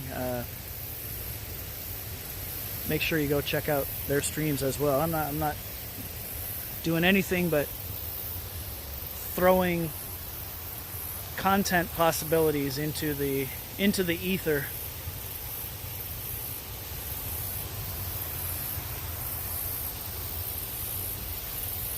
I love it. I see all these little bushes and stuff with little berries on them. All kinds of little berries and little things. You know, that's what the birds are getting while they're coming through. The migratory birds, warblers will eat. A lot of them will eat just about anything. They'll eat worms, caterpillars, bugs, but they'll also eat berries, including poison ivy. They love poison ivy berries. And hence the rampant spread of poison ivy throughout North America is partially because birds eat it and spread it around. Oh, guys, there's a waterfall over here. This is awesome. Hey, guys, check this out. Little peckerhole, huh? She's a chicken hawk, right on. All of the above, okay. Uploading a video today. Got to play with chickens over the weekend. See, you guys? Chicken content. Chicken content from the Fox. Might sit on this bench for a while. This looks like a great bench to sit down.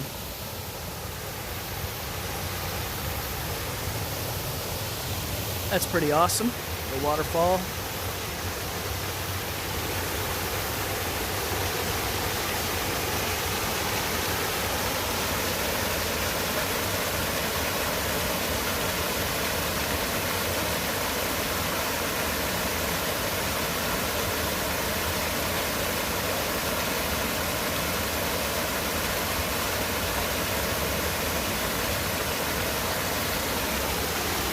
What's up, Wheat Thins? Welcome. Wheat Thins, we're just doing a little nature walk here in the Kansas City area. I've been wanting to check out this little park for a while, and it is not disappointing. Beautiful little spot. We're trying to pick up on some of the... Oh man, this goes up various levels up here. Goes up through there. There's a little walkway over there. Hey, Wheat Thins has got a video for Fox on there. It's a song. Hey, I posted a video for you. It's a song. Yeah, guys. Let's just enjoy this together for a minute.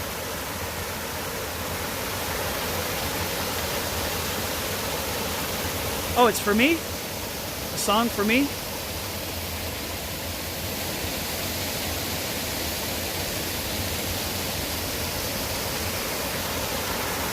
Brain sample, I agree, but I'm going to have to say that I've seen a lot of wild chickens, or let's call them free-range chickens, especially if you go to the Caribbean.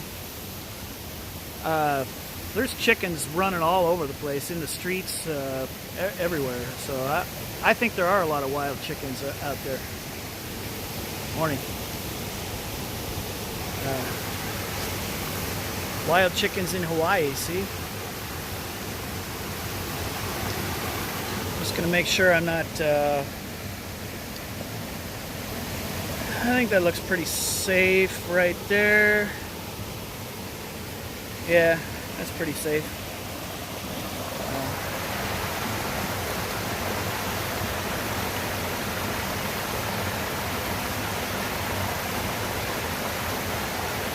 Beautiful spot.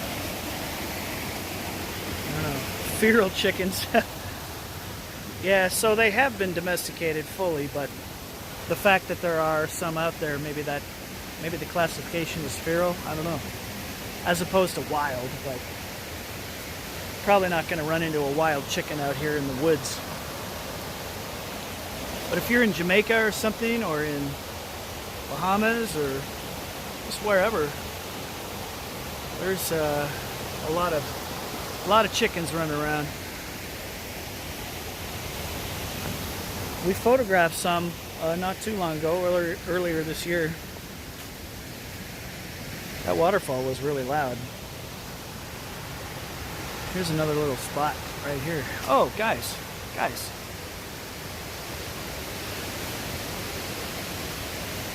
Shout out to the mighty sycamore.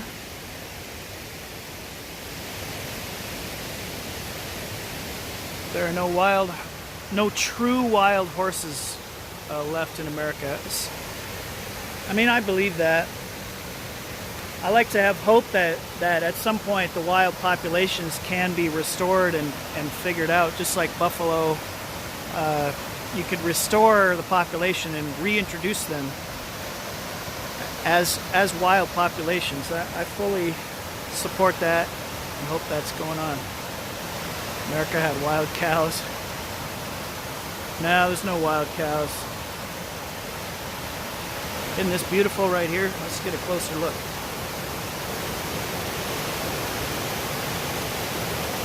Nice little odor, nice little smell to this. It's an organic smell. It's a natural smell. It smells like mud and algae, but it's not a stagnant smell. It's a white noise, you guys. Okay, I'm going to shut up for about 15-20 seconds here and let you guys enjoy some white noise.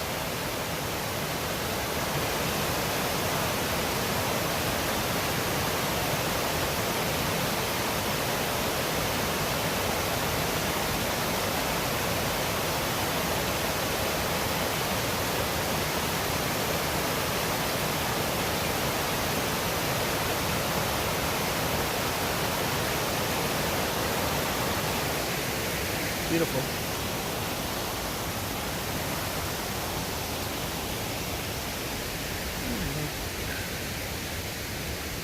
I guess we gotta go up the hill, right? Ooh, it's muddy. Maybe I don't. No, maybe I do. There's tree roots to walk on. Go up to the top of this waterfall we were just looking at. It is muddy. I need to clean my shoes off later on.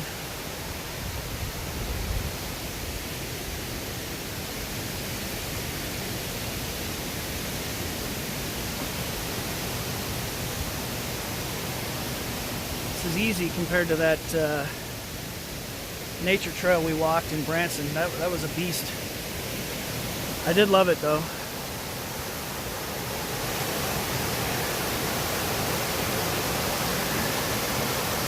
Hell yeah.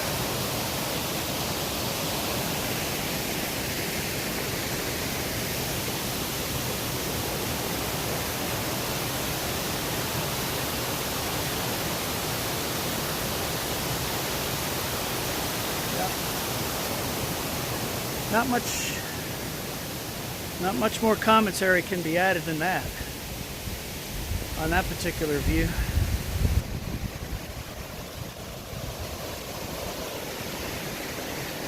Pretty muddy. I gotta just make sure I don't slip and fall going down this, this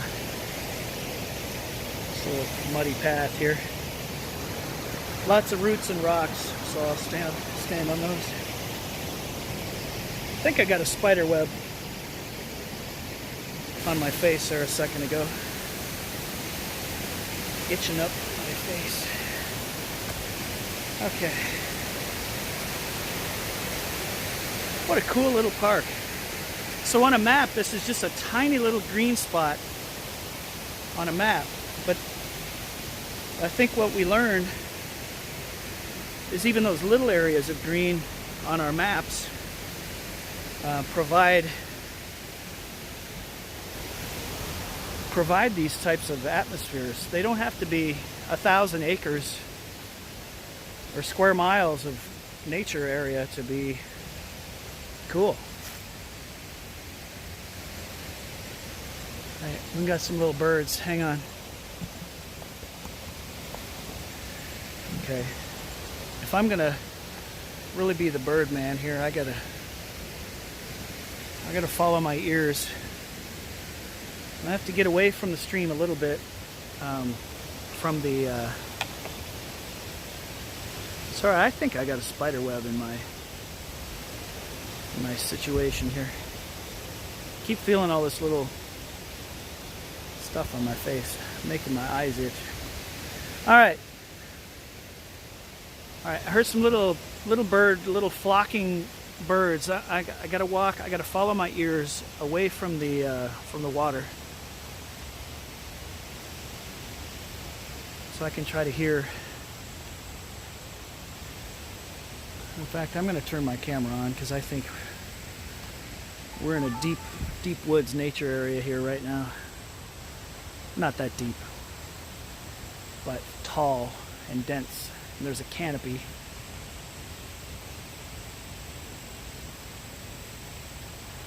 Try to find our bird friends. Our friendly neighborhood birds. Smugglers in the chat, you guys. Oh yeah? Stream there. Back down this trail was that waterfall we just came from. I like nature parks. You know, we're going to visit a lot of nature parks together. And there's a lot around, in and around Kansas City like this. Like, just now that I know, like, this little green spot on the map is this cool. Like, there's dozens or maybe hundreds of little green spots on Kansas City maps. So this is just one little one. And knowing that it's this darn cool, that makes me want to try some of the others. But today is all about this one. Let's see. I hear chickadees.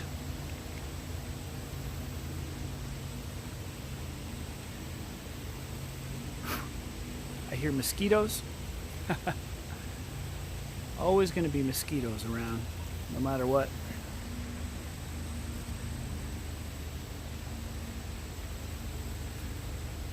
So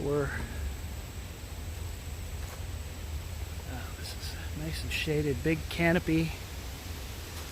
Look at this canopy up here. Big treetop canopy.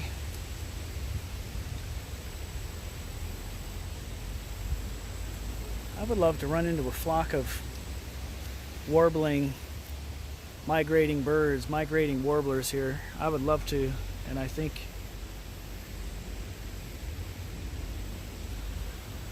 I hear a crow. I hear a chickadee and a crow. And I hear crickets.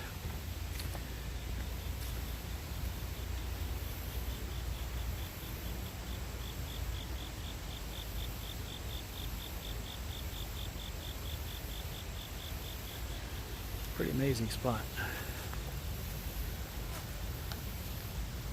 All right. Hi. Excuse me. Hello.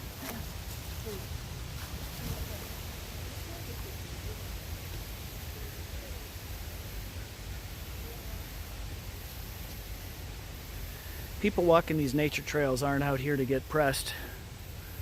You know, if you're walking on a public sidewalk in a city, you can expect or anticipate some amount of pressing.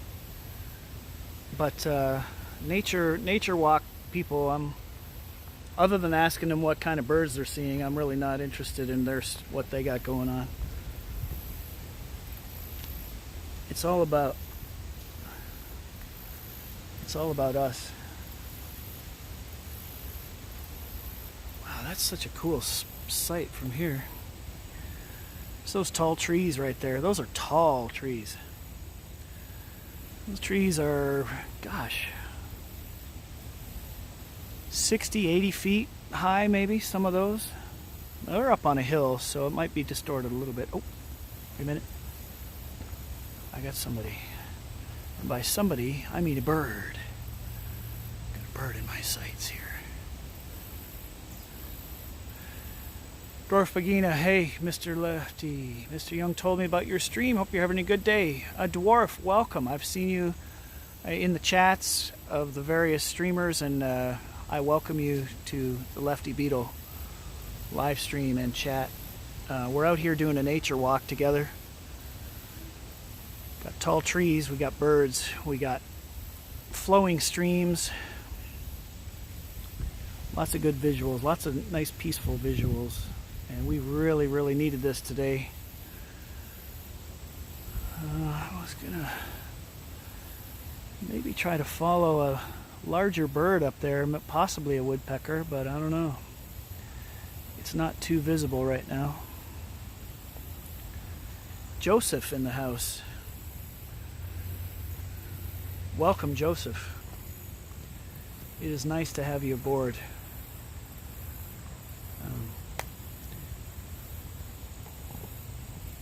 Not doing anything.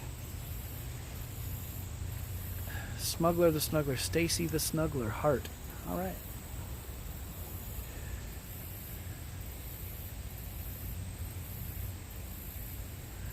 We're just having a peaceful mid to late morning. It's almost noon here. It's almost ready for me to, almost time for me to charge in my charging battery, so we can keep this going a little bit. I'm not done exploring this little trail, this little park. This is just a little park in Kansas City. It's a sanctuary. It's considered a sanctuary, so that means the plants and the wildlife and the care of this place is under a certain qualification that makes it a sanctuary. So it's got to be there's got to be an abundance of food for migrating birds and animals, and therefore they will, upon passage through here, they will stop and make this their respite, or to fuel up, or to rest. So hence the sanctuary definition.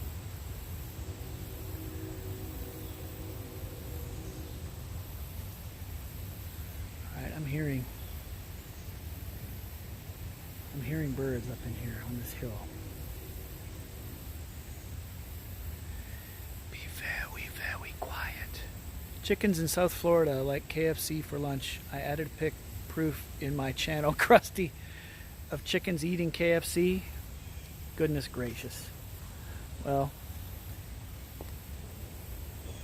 opportunity is opportunity, I suppose. Okay, I hear a blue jay.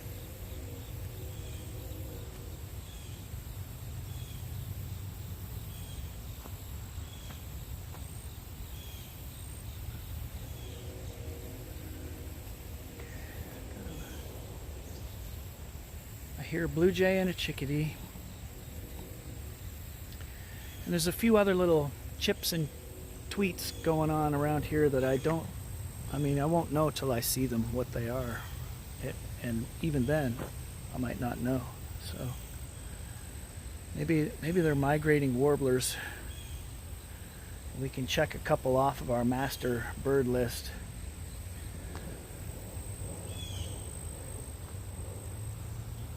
Blue jay's acting awfully loud up above us here. We got a blue jay earlier and we dedicated it to Live with Blake. He likes blue jays. So whenever I see a blue jay in the wild, I give Live with Blake a shout out on here. Not a shout out, a shout out. I give him a shout out. And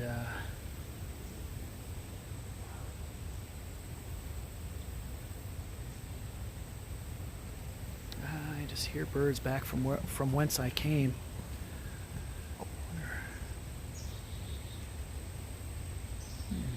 Chickadees. I hear chickadees. I hear woodpeckers. Oh man, I hear some other squabbling little bird up here. Darn. They're not going to come and sit on my shoulder. And I don't have a great camera. I just have a Handycam, Sony Handycam video camera. So we're not going to get any high def stuff. Ernest was sighted in the drive-through casino. SJC lives.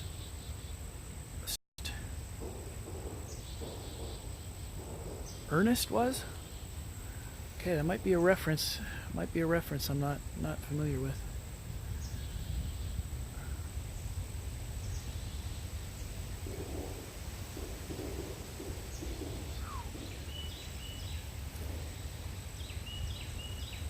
Oh man. Did you hear that? Those cool birds up there.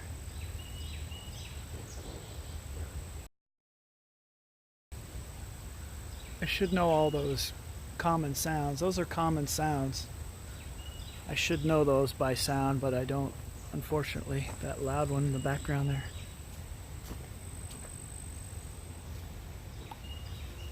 Might be a wren.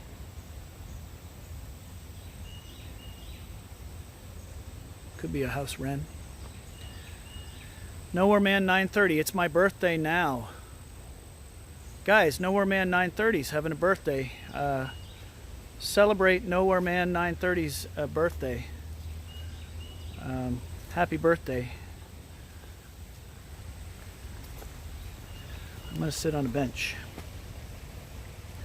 So I reached another point here. There's this stream here, and there's a bench right here. I'm gonna sit and I'm gonna take a couple seconds here to sit and enjoy my time with you guys. Everyone have a pet chicken. Why does everyone have a pet chicken except me? Because you haven't got one yet. It sounds like that is something that could be in the cards in the future. I think by stopping at this particular point, I'm in the densest part of this little park, this little nature sanctuary. By stopping right here, I'm basically inviting all of the area mosquitoes to come and find me. So hey guys, what's up? What's up, mosquitoes? Whatever. Hope you like hangovers and whatever else. So feel free to bite me and get hungover. Nah, we're not hungover today.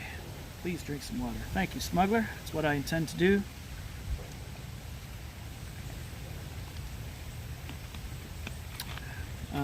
Also, brought a swig of Gatorade as well.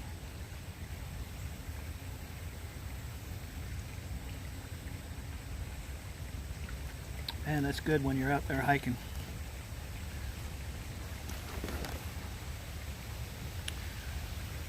Okay, woodpeckers slam their beaks into a tree. Well, that's easy. So the woodpeckers are, there's a couple reasons they do it. One is to signal other woodpeckers and birds that they're there. That is one, so it's a territory thing. Another is they're hunting insects. So, you know, there's a lot of ridges and curves in the bark, so they're feeling for if they can find a hollow spot where there might be a grub living or a bug of some kind, carpenter ants, whatever else is moving up and down the passageways of the tree.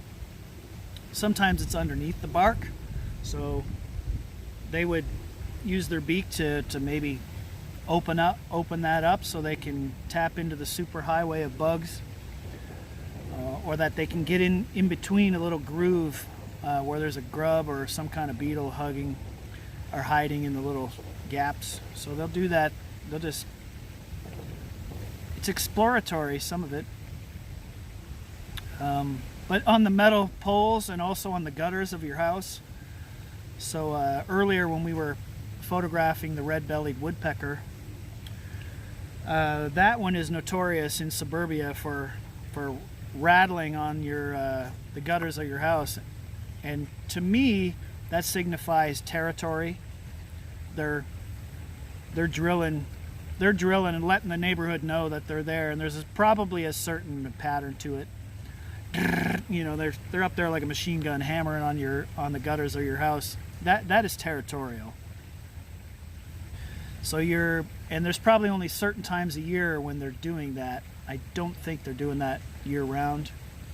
There's probably just certain territorial times that they're doing that if there's competition for mating or nesting.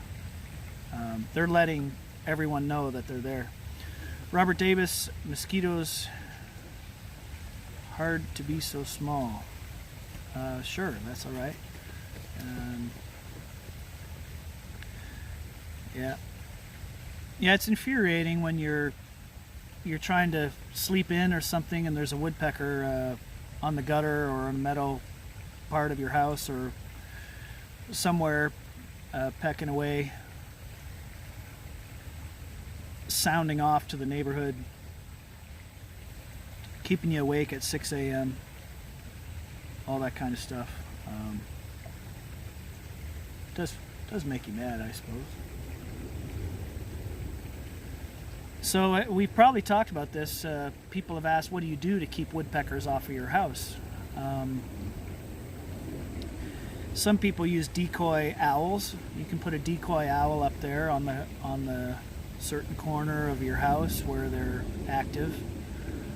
Not sure if that works. I'll address the heron in just a second. Just one last thought on the woodpecker. Some people put out shiny, there's like these strips that have, when the sun hits them, they glare, and woodpeckers really don't, they view that little glare as a threat to their territorial conquering, I guess, so they don't land near where there's those glares.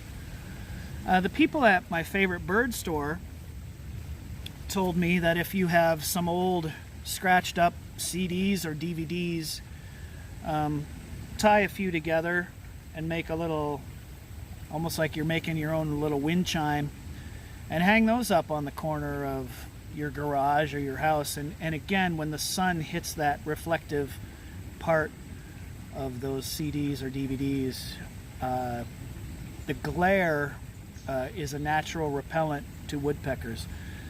So that is a natural sort of non-invasive way to just tell the woodpeckers, stay off of my house. Vertical lines and mesh, you get into problems with that though, because then you're actually potentially hurting the birds that are coming into contact with those vertical lines and mesh, unless there's one available that doesn't do it, doesn't hurt the birds. Oh yeah, guys, we got a bunch of, see, I told you, if we just sat down and waited,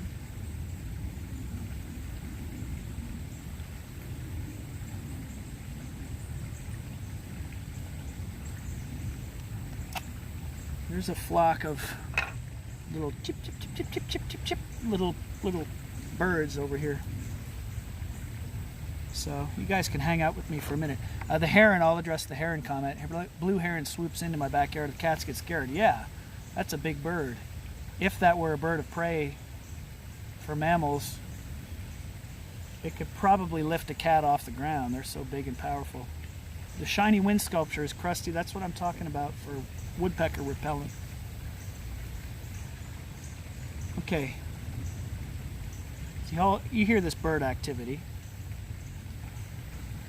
Little cheeps and tweets all up in here. I want to try to get this, even if it's just with my little camera.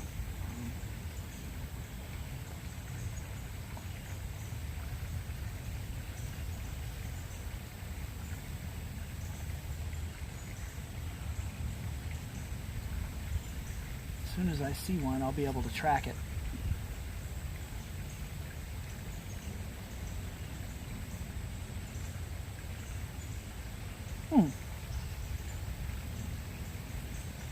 Kind of fun. Well, if I sit here, they'll kind of come to me. Mosquitoes bite hard to be so small. Okay, I get that now, Robert. Sorry, I misinterpreted before. Mosquitoes bite by their biting tube called a proboscis. It's hollow, like a straw.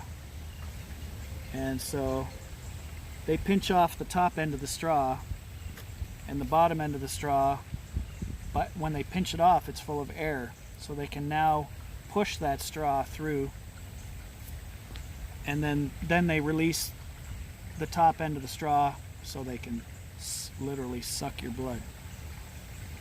And that's how they do that. They pinch off the top end so it puts air in their little straw. Then it makes the straw strong enough to poke through and get you. That's how they get you.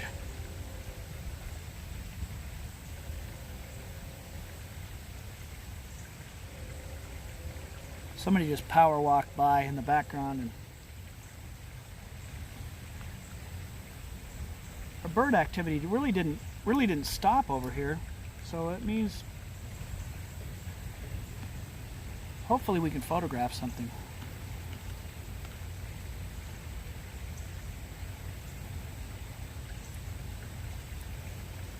Oh, the herons, yeah, hanging out by the pond for hours, yeah. I got some nice blue heron photos. I won't be able to drop them into the Discord probably today, but sometime tomorrow or midweek I'll drop some blue heron photos in the Discord. And the Discord is in the description. Discord link is in the description of my stream videos, so you can go view those. Smuggler, tell everyone your cat's names. Can't leak. Can't leak. That's sensitive information.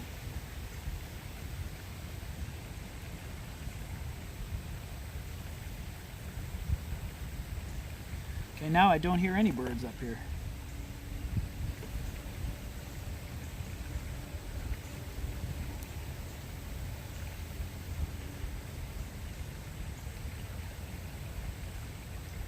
Okay, now I do again. They're there. They're all around us.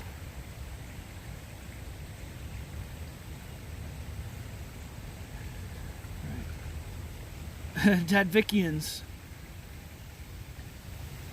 Walls, I leaked the video. Krusty leaked the video.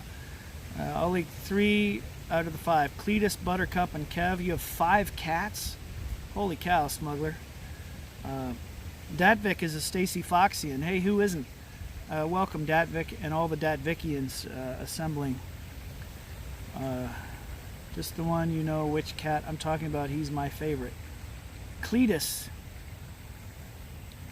Stacy's favorite cat of Smugglers. Rootman in the house. Welcome, Rootman.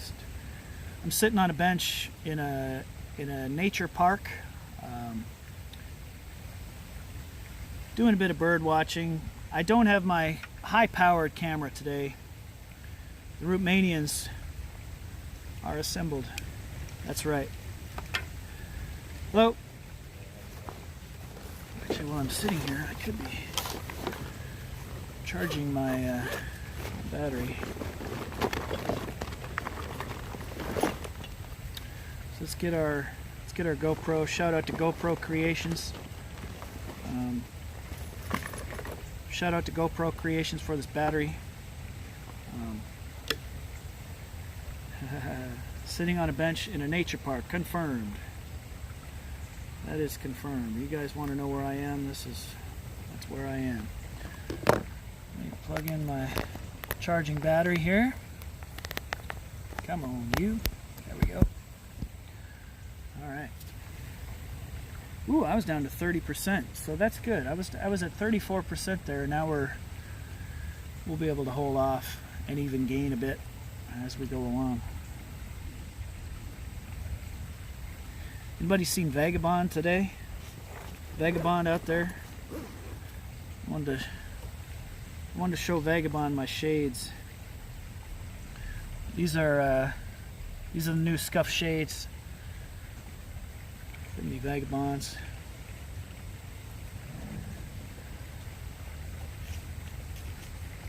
From the Vagabondians that have united. All right. I don't know what's to do.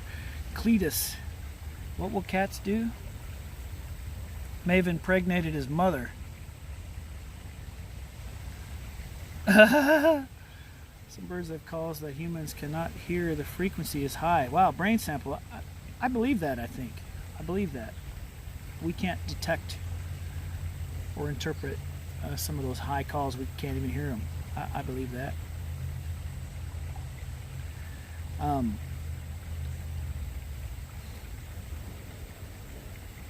So we know in the ocean there's whale sounds that we can't hear, but that other whales can hear from like 10 miles away, and humans can't even hear it. So you think of a noise that has to reverberate enough to be heard 10 miles away, but humans can't detect it. That's a weird thing. So science says cats have a high frequency purr that makes us do stuff. Makes us do stuff? As in like we the cat servants? We who are servants of the cat world? They make us do stuff? That's crazy. That's crazy. I don't know. Sounds like fun. Okay, we got our charging battery on the camera. We've sat and drank water. I think it's time to do some more looping around. Do some more walking here on this trail. That was a nice little break though. Alright, charging battery goes in the back pocket. So let's see how many times I drop my phone. Tiger in the house, ladies and gentlemen. Mad. Hopefully you're in a nice peaceful place right now and you're not mad as hell. We welcome you. So we're taking a nature walk in a little park today. Some people have jumped in and out, but we actually got a nice little community on here. Got a nice little number. Redbird last spring, the only one I've ever seen. A redbird? Is that like a kind of bird or just a red bird? If we hear all those sounds, we would go crazy. We would go crazy if we heard all those sounds, right? So that's why we can't. We want to continue on our path. There's quite a few people out here right now. There's people walking behind me. I'm try to be respectful of their nature walk too. They didn't come out here to get messed with by Birdmann.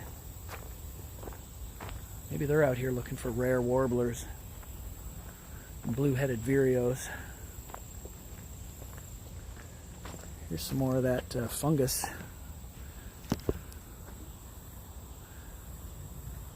You saw a tiny falcon chasing a big hawk over yonder? Nice.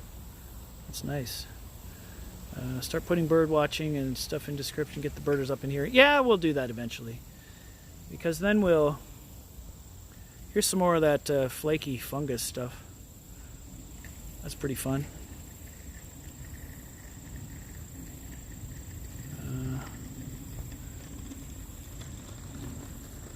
pretty good stuff.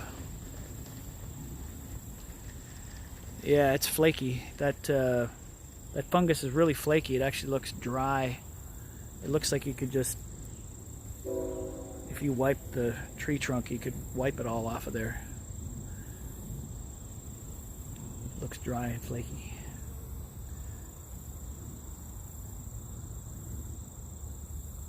It's a nice little bird spot right here. So here's where I'm standing, right by this little stream here. The flaky,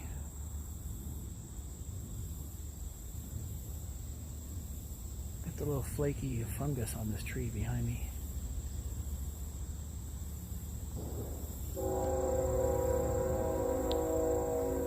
Sound of a train in the background.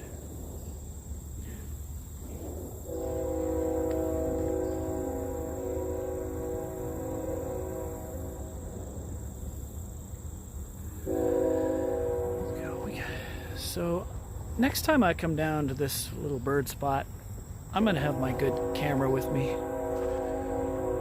because I think, what are we hearing, woodpeckers?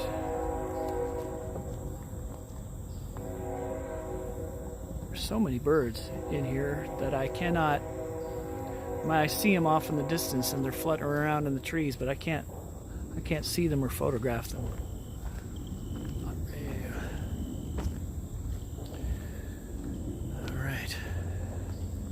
This is a cool spot. This is a cool spot right here. Let's walk this way. Boulder day, I would go across. If I were bold, didn't have my hands full of technological equipment, go across there and walk up on that hillside. Again, I'm paranoid. Oh, I hear a tanager. You guys hear that? I hear a summer tanager up here, you guys.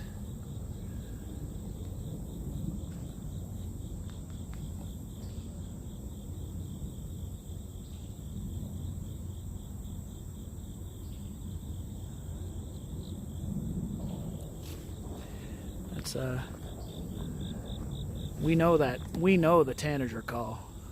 We've been hanging around the summer tanager since late April. We know that call very well. I heard that call every day for about a month and a half, and took about 100 photos of it and about another 30 or 40 videos. So as Goldie has demanded, and we've all demanded, the tanager supercut video is going to happen.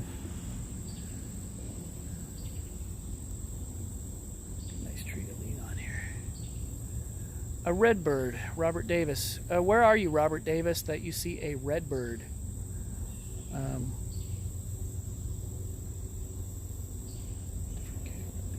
It's Kodak. Meh.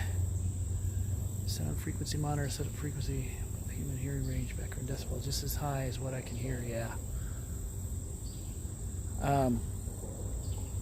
Yeah, high pitched noises, and if there's any kind of decibel level behind them, it's pretty annoying.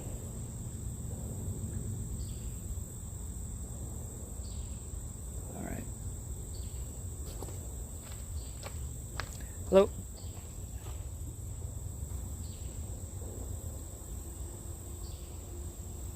Went that way, I was letting you guys have my back there, just in case he turned around with a knife and was like, I'm the killer of the trail.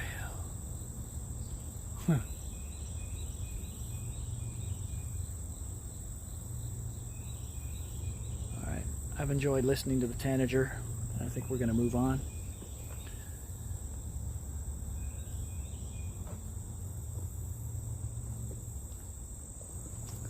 Oh, this is like the thickest, most mosquito haven part of the trail. Got your stream right here.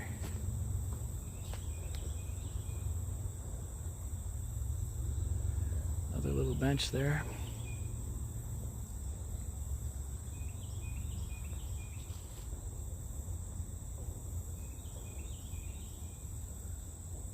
Wow, this ever peaceful. I mean, we're seeing lots of people out here, but that's good. It's good, I think. It's more people sharing in the common interest of walking a nature trail. Saw some people jogging, saw some people pushing the stroller. Somebody needs to get out of your house, get off your couch for a bit and go take a walk.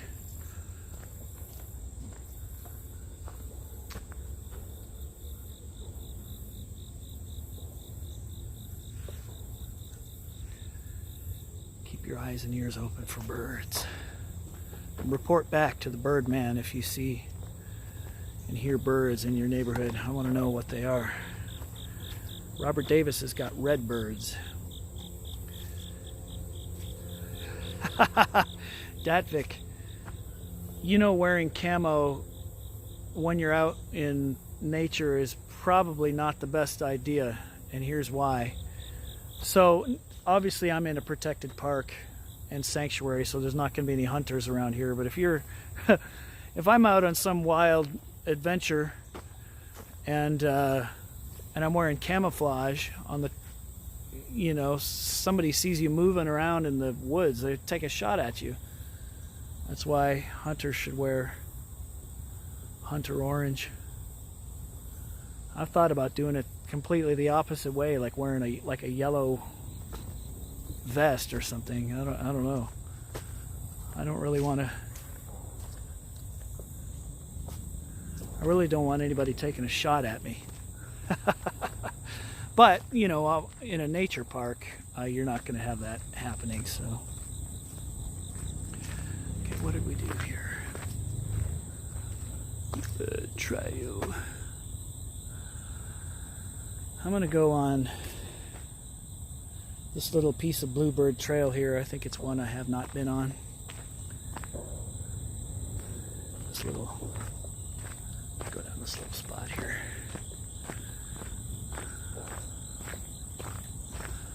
I like this little spot. It's cool.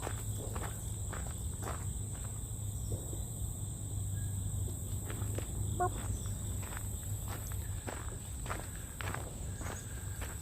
maybe I did take this trail before.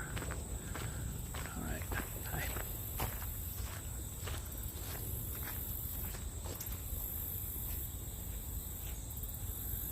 I just saw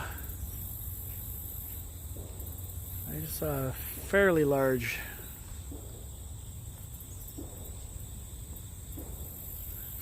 woodpecker fly over. It could have been the pileated woodpecker. I was not in a position to photograph it, and it was silent, so I really didn't get a good observation of it, but it was big.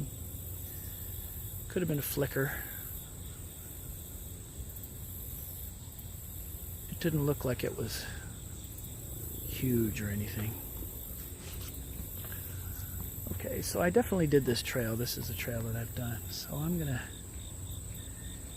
head back up the hill. Hi, excuse me. I'm gonna head back up the hill here. And I'm watching Sequoia National Park. Nice. I'm gonna have to look that up. Redbird in Sequoia National Park. That's pretty awesome. I'll have to look that up.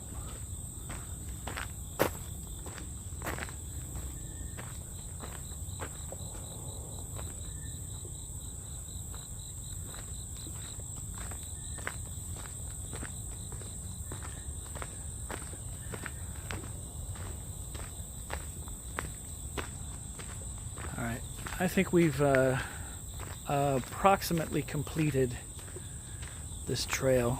I think we're heading just 100 yards or so from the parking lot now again. Not a big trail, but we certainly had some fun today.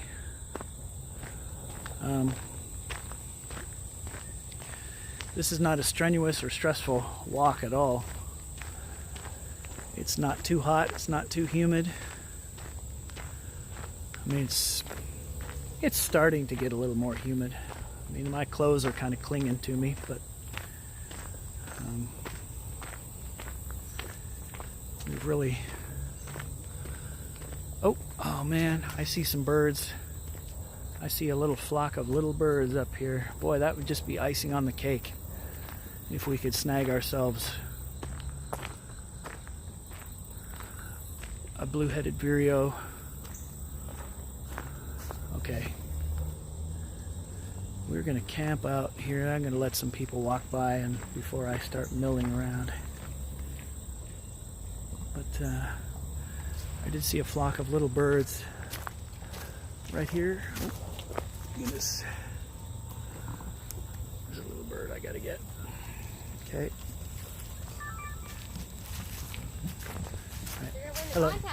The contest? There's an amateur, not that you're an amateur, but they have a photo contest. A photo contest? Yeah, it's on the billboard up there. I'm gonna, well, when I have my good camera, I'm gonna enter That's that. awesome. But I'm just Showing? trying to find some, there's black and white warblers and What are those? blue-headed vireos in here right now. They're migrating. Oh, wow.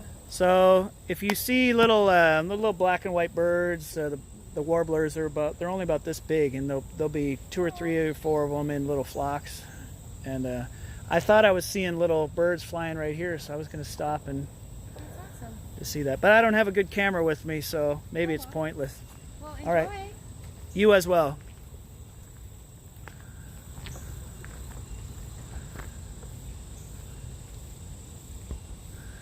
Sorry, guys. The Birdmann. This is such a, it's so nerdy.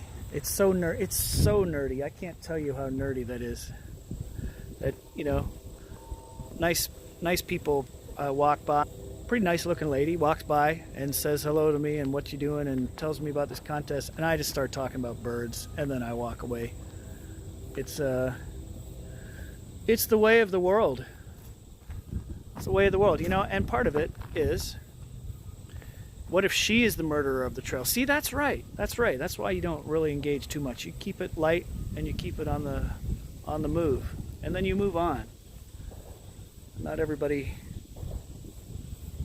wants to stop and engage in conversation on the trail. She started it though. I was just going to go hey and then wait for them to pass so I can photograph these birds that just flew over my head. But what are those? Datvik, what are you? Oh, okay, you're doing that on the commentary there. I'll tell you what, I saw some little birds fly right over this part of the trail. So I'm walking right here and I see birds like flying literally back and forth in this little clearing right here. It was like 8 of them. But no, I had to stop and talk to a person. And then I lose sight of where the flock went. They were in these little trees right here. They were in these little trees, and then they flew across the path, and then they flew over into these little trees over here, and then they disappeared. So, and again, if I had a zoom lens, I could probably look around in these trees and see movement. I can't see any movement right now.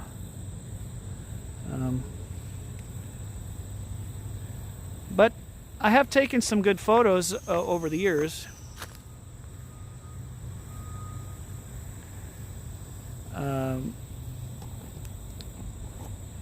I have taken some good photos. So when I get my camera and I can take let me send a message here real quick.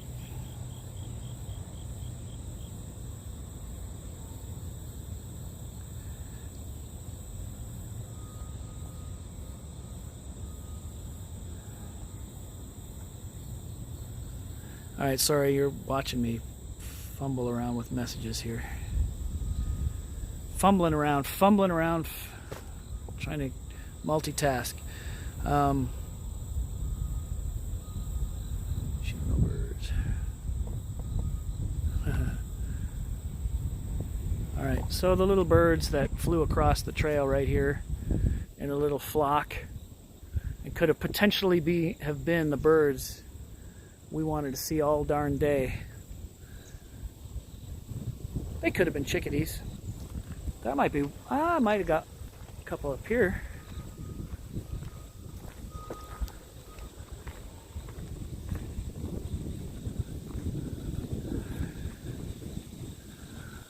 Might be some in this little deadish looking limbs right here.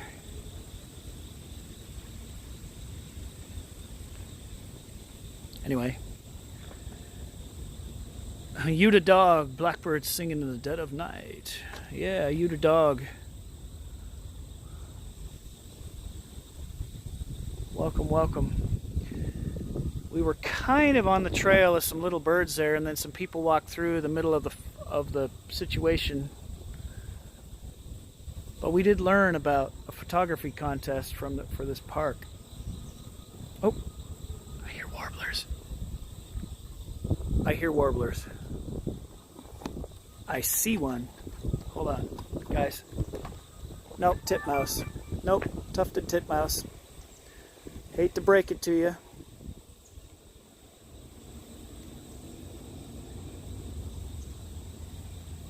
They could be tufted titmouse again. I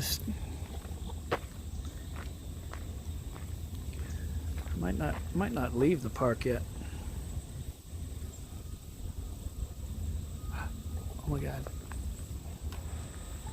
Oh, that's chickadee.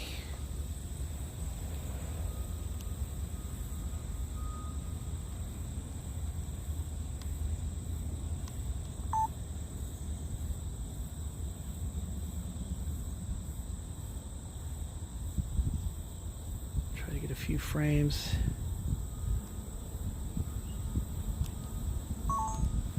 Maybe that's what was flying over. There's another one. Maybe they were chickadees. And that's how we will keep it in our mind. That's how we'll keep it in our mind that those weren't rare warblers. This little green worm hanging from a little web here. This little guy. That's gonna be food for somebody. This little worm seems swaying back and forth. I'm just gonna let him drop. There he goes. Go ahead and drop, little worm, and not on me. That's gonna be food for a bird. You are food. You are food. A bird's gonna come along and eat you. I used to hate when those things would land on you when you're young. Deer see in black and white, and greens appear white, orange. Greens appear white, orange appears black. Well, sweet. Brain sample.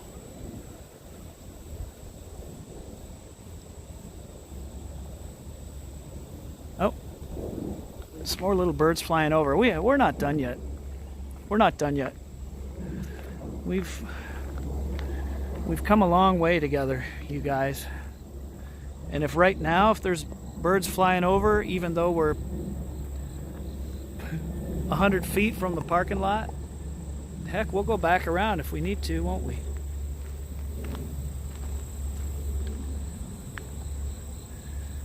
This is where I'm seeing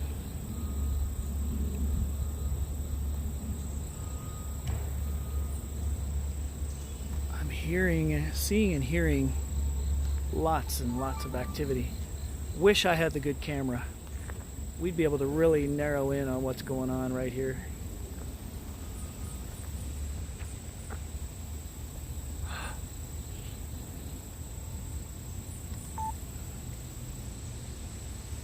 Sorry, guys.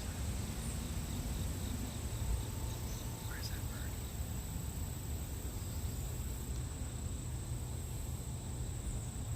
Guys, I gotta be quiet for a minute. Those mosquitoes bite me.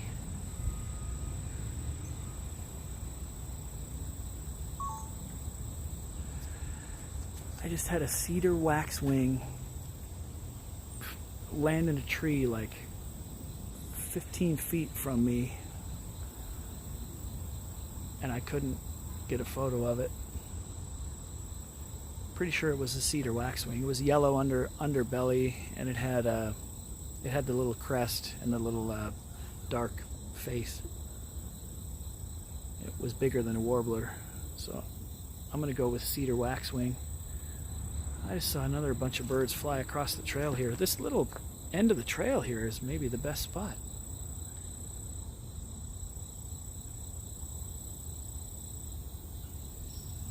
I mean, I guess there's a chance I got a couple frames of that waxwing on here, but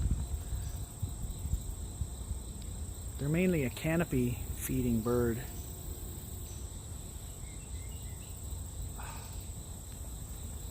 Do you hear all these bird noises? I need to have my good camera here. This is so cruel that I'm sitting like, I'm watching all these little birds fly around in this little marsh right here. They're on every freaking branch of every tree, pretty much.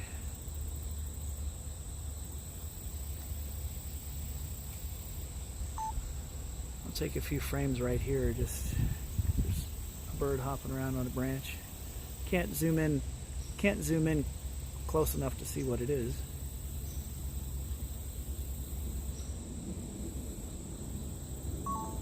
But maybe I can zoom in on the computer. Be great to have wings and fly wherever you want. Yes, it sure would. It sure would. That would be the ultimate freedom, wouldn't it? That would be the ultimate freedom.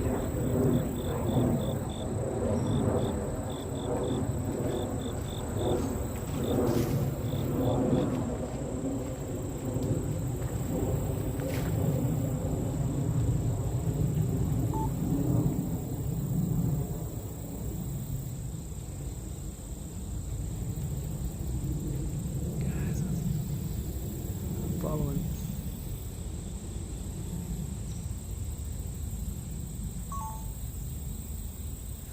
I got a bird on frame there.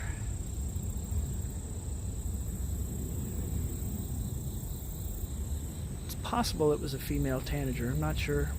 It was yellow. It was bigger. It wasn't a little tiny bird. There's birds in every tree right here. I can't even.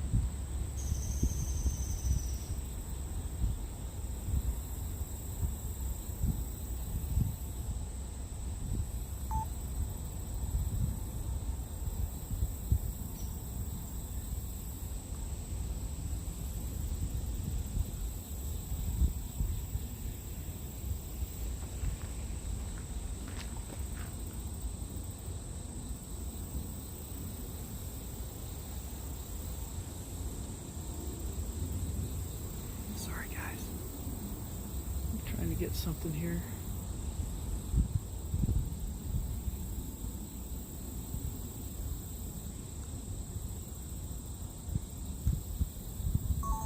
Okay. If that wasn't a cedar waxwing, which is too far away with this camera, it could be a flycatcher.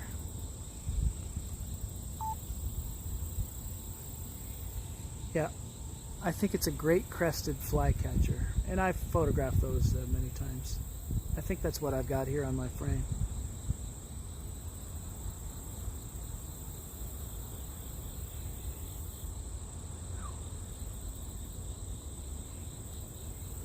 Nice little find there, the great crested flycatcher. Oh yeah, his habits, let's see if I can point out where he is. So he's about the middle of the frame right now. He's on a branch, and he'll fly off the branch, he'll grab an insect, and he'll go back near the same place. There he goes. Now there's another one. Yeah, that's pretty fun.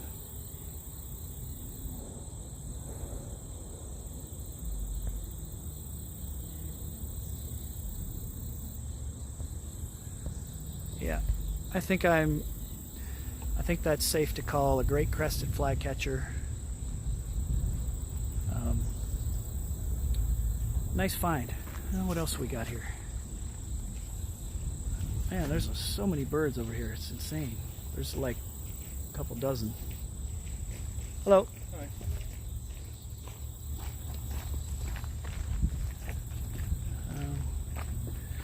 If I had my good camera, as I've lamented 7, 8, 10 times today, I'd be getting amazing shots right here. There's just too much distance between me and the subject.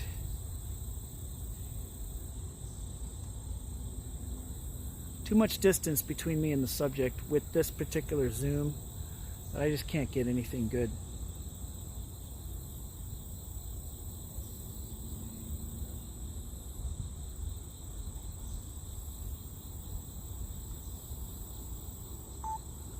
I can just take kind of a general shot of the area. There's 4 or 5, 6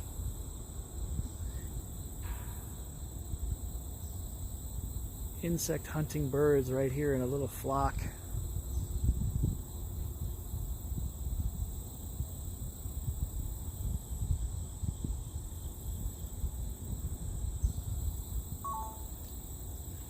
There's a lot of activity up there. I can't even demonstrate it on the phone. But thanks for being here with me, watching me observe birds. Without me observing birds without being able to photograph them is kind of, you know, ever since I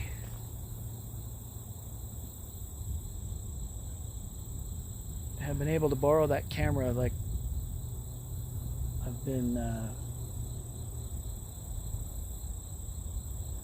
I've been spoiled because I've been able to get some good shots, but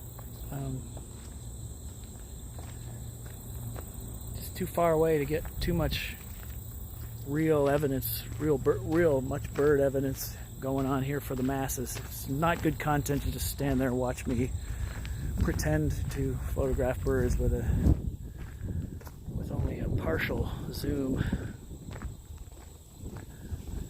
So we're gonna head on, and I'm gonna get.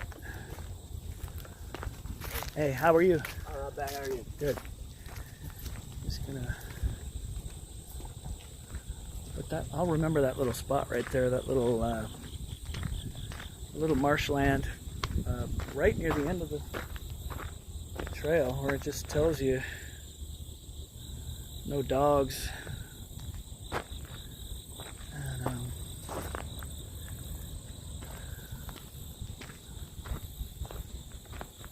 a great place. What a cool little park. I'm happy that we went out to this today. Glad you guys joined in. Glad we got to spend some time together.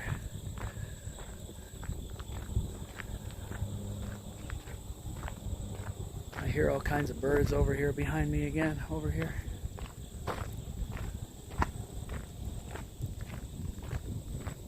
One last little bench.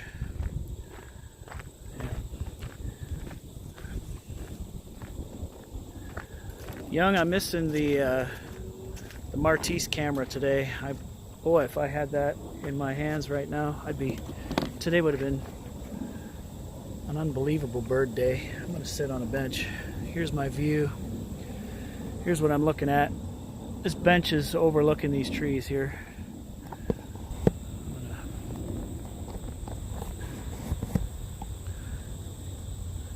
gonna settle in here for just a minute.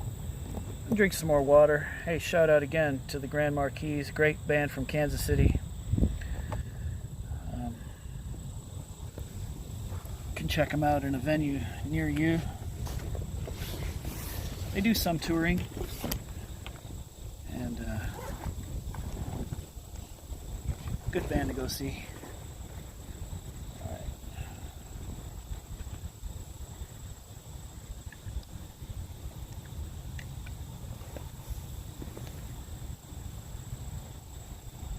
Been a fun, we started mid-morning and we're on here, I don't even know how long we've been on. Oh gosh, 3 hours.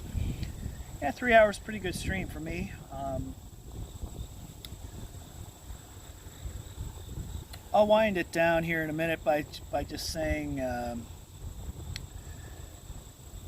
we say it a lot on here when we're together, and I don't know if people pop in for 5 minutes or stay for an hour or what, or they hop in and out, depending on what they got going on in their day. But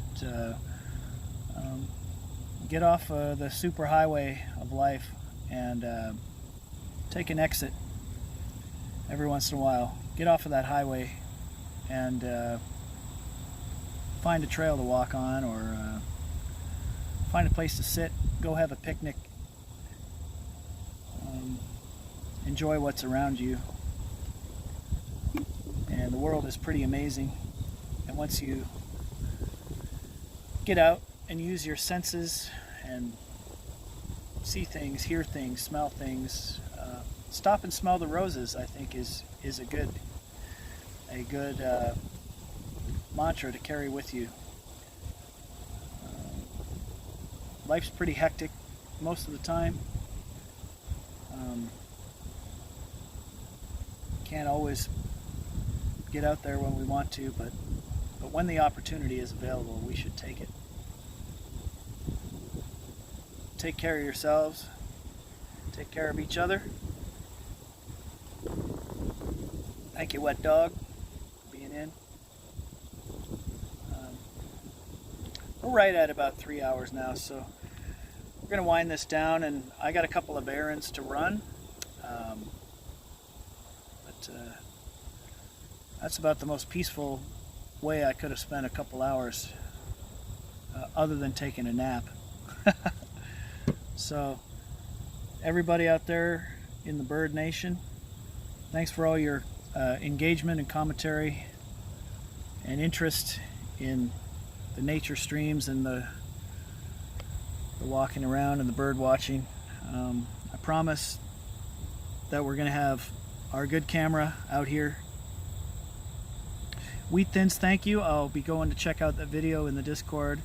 Robert Davis, thanks for being along. Dragon Model, thanks for being aboard. Hey, I hadn't seen you earlier. Thanks for joining in. Go find some other streams today. I'm sure there'll be lots of great content out there for your needs. And should we sing the national anthem of the Bird Nation before we go? Okay, let's sing the national anthem together. All right, 1, 2, 3, 4. Birdman watching the Birdman watching the Birdman watching the birds. Birdman watching the Birdman watching the Birdman watching the birds. All right, now that we've sung the national anthem of the Bird Nation, we can officially sign off. Thanks for being here. Go stream, go watch the other streamers, go hang out. Have a good content-filled day, everybody. Peace be with you. Protect your environment, protect those birds, and we'll see you very, very soon. Thanks, everybody. Cheers.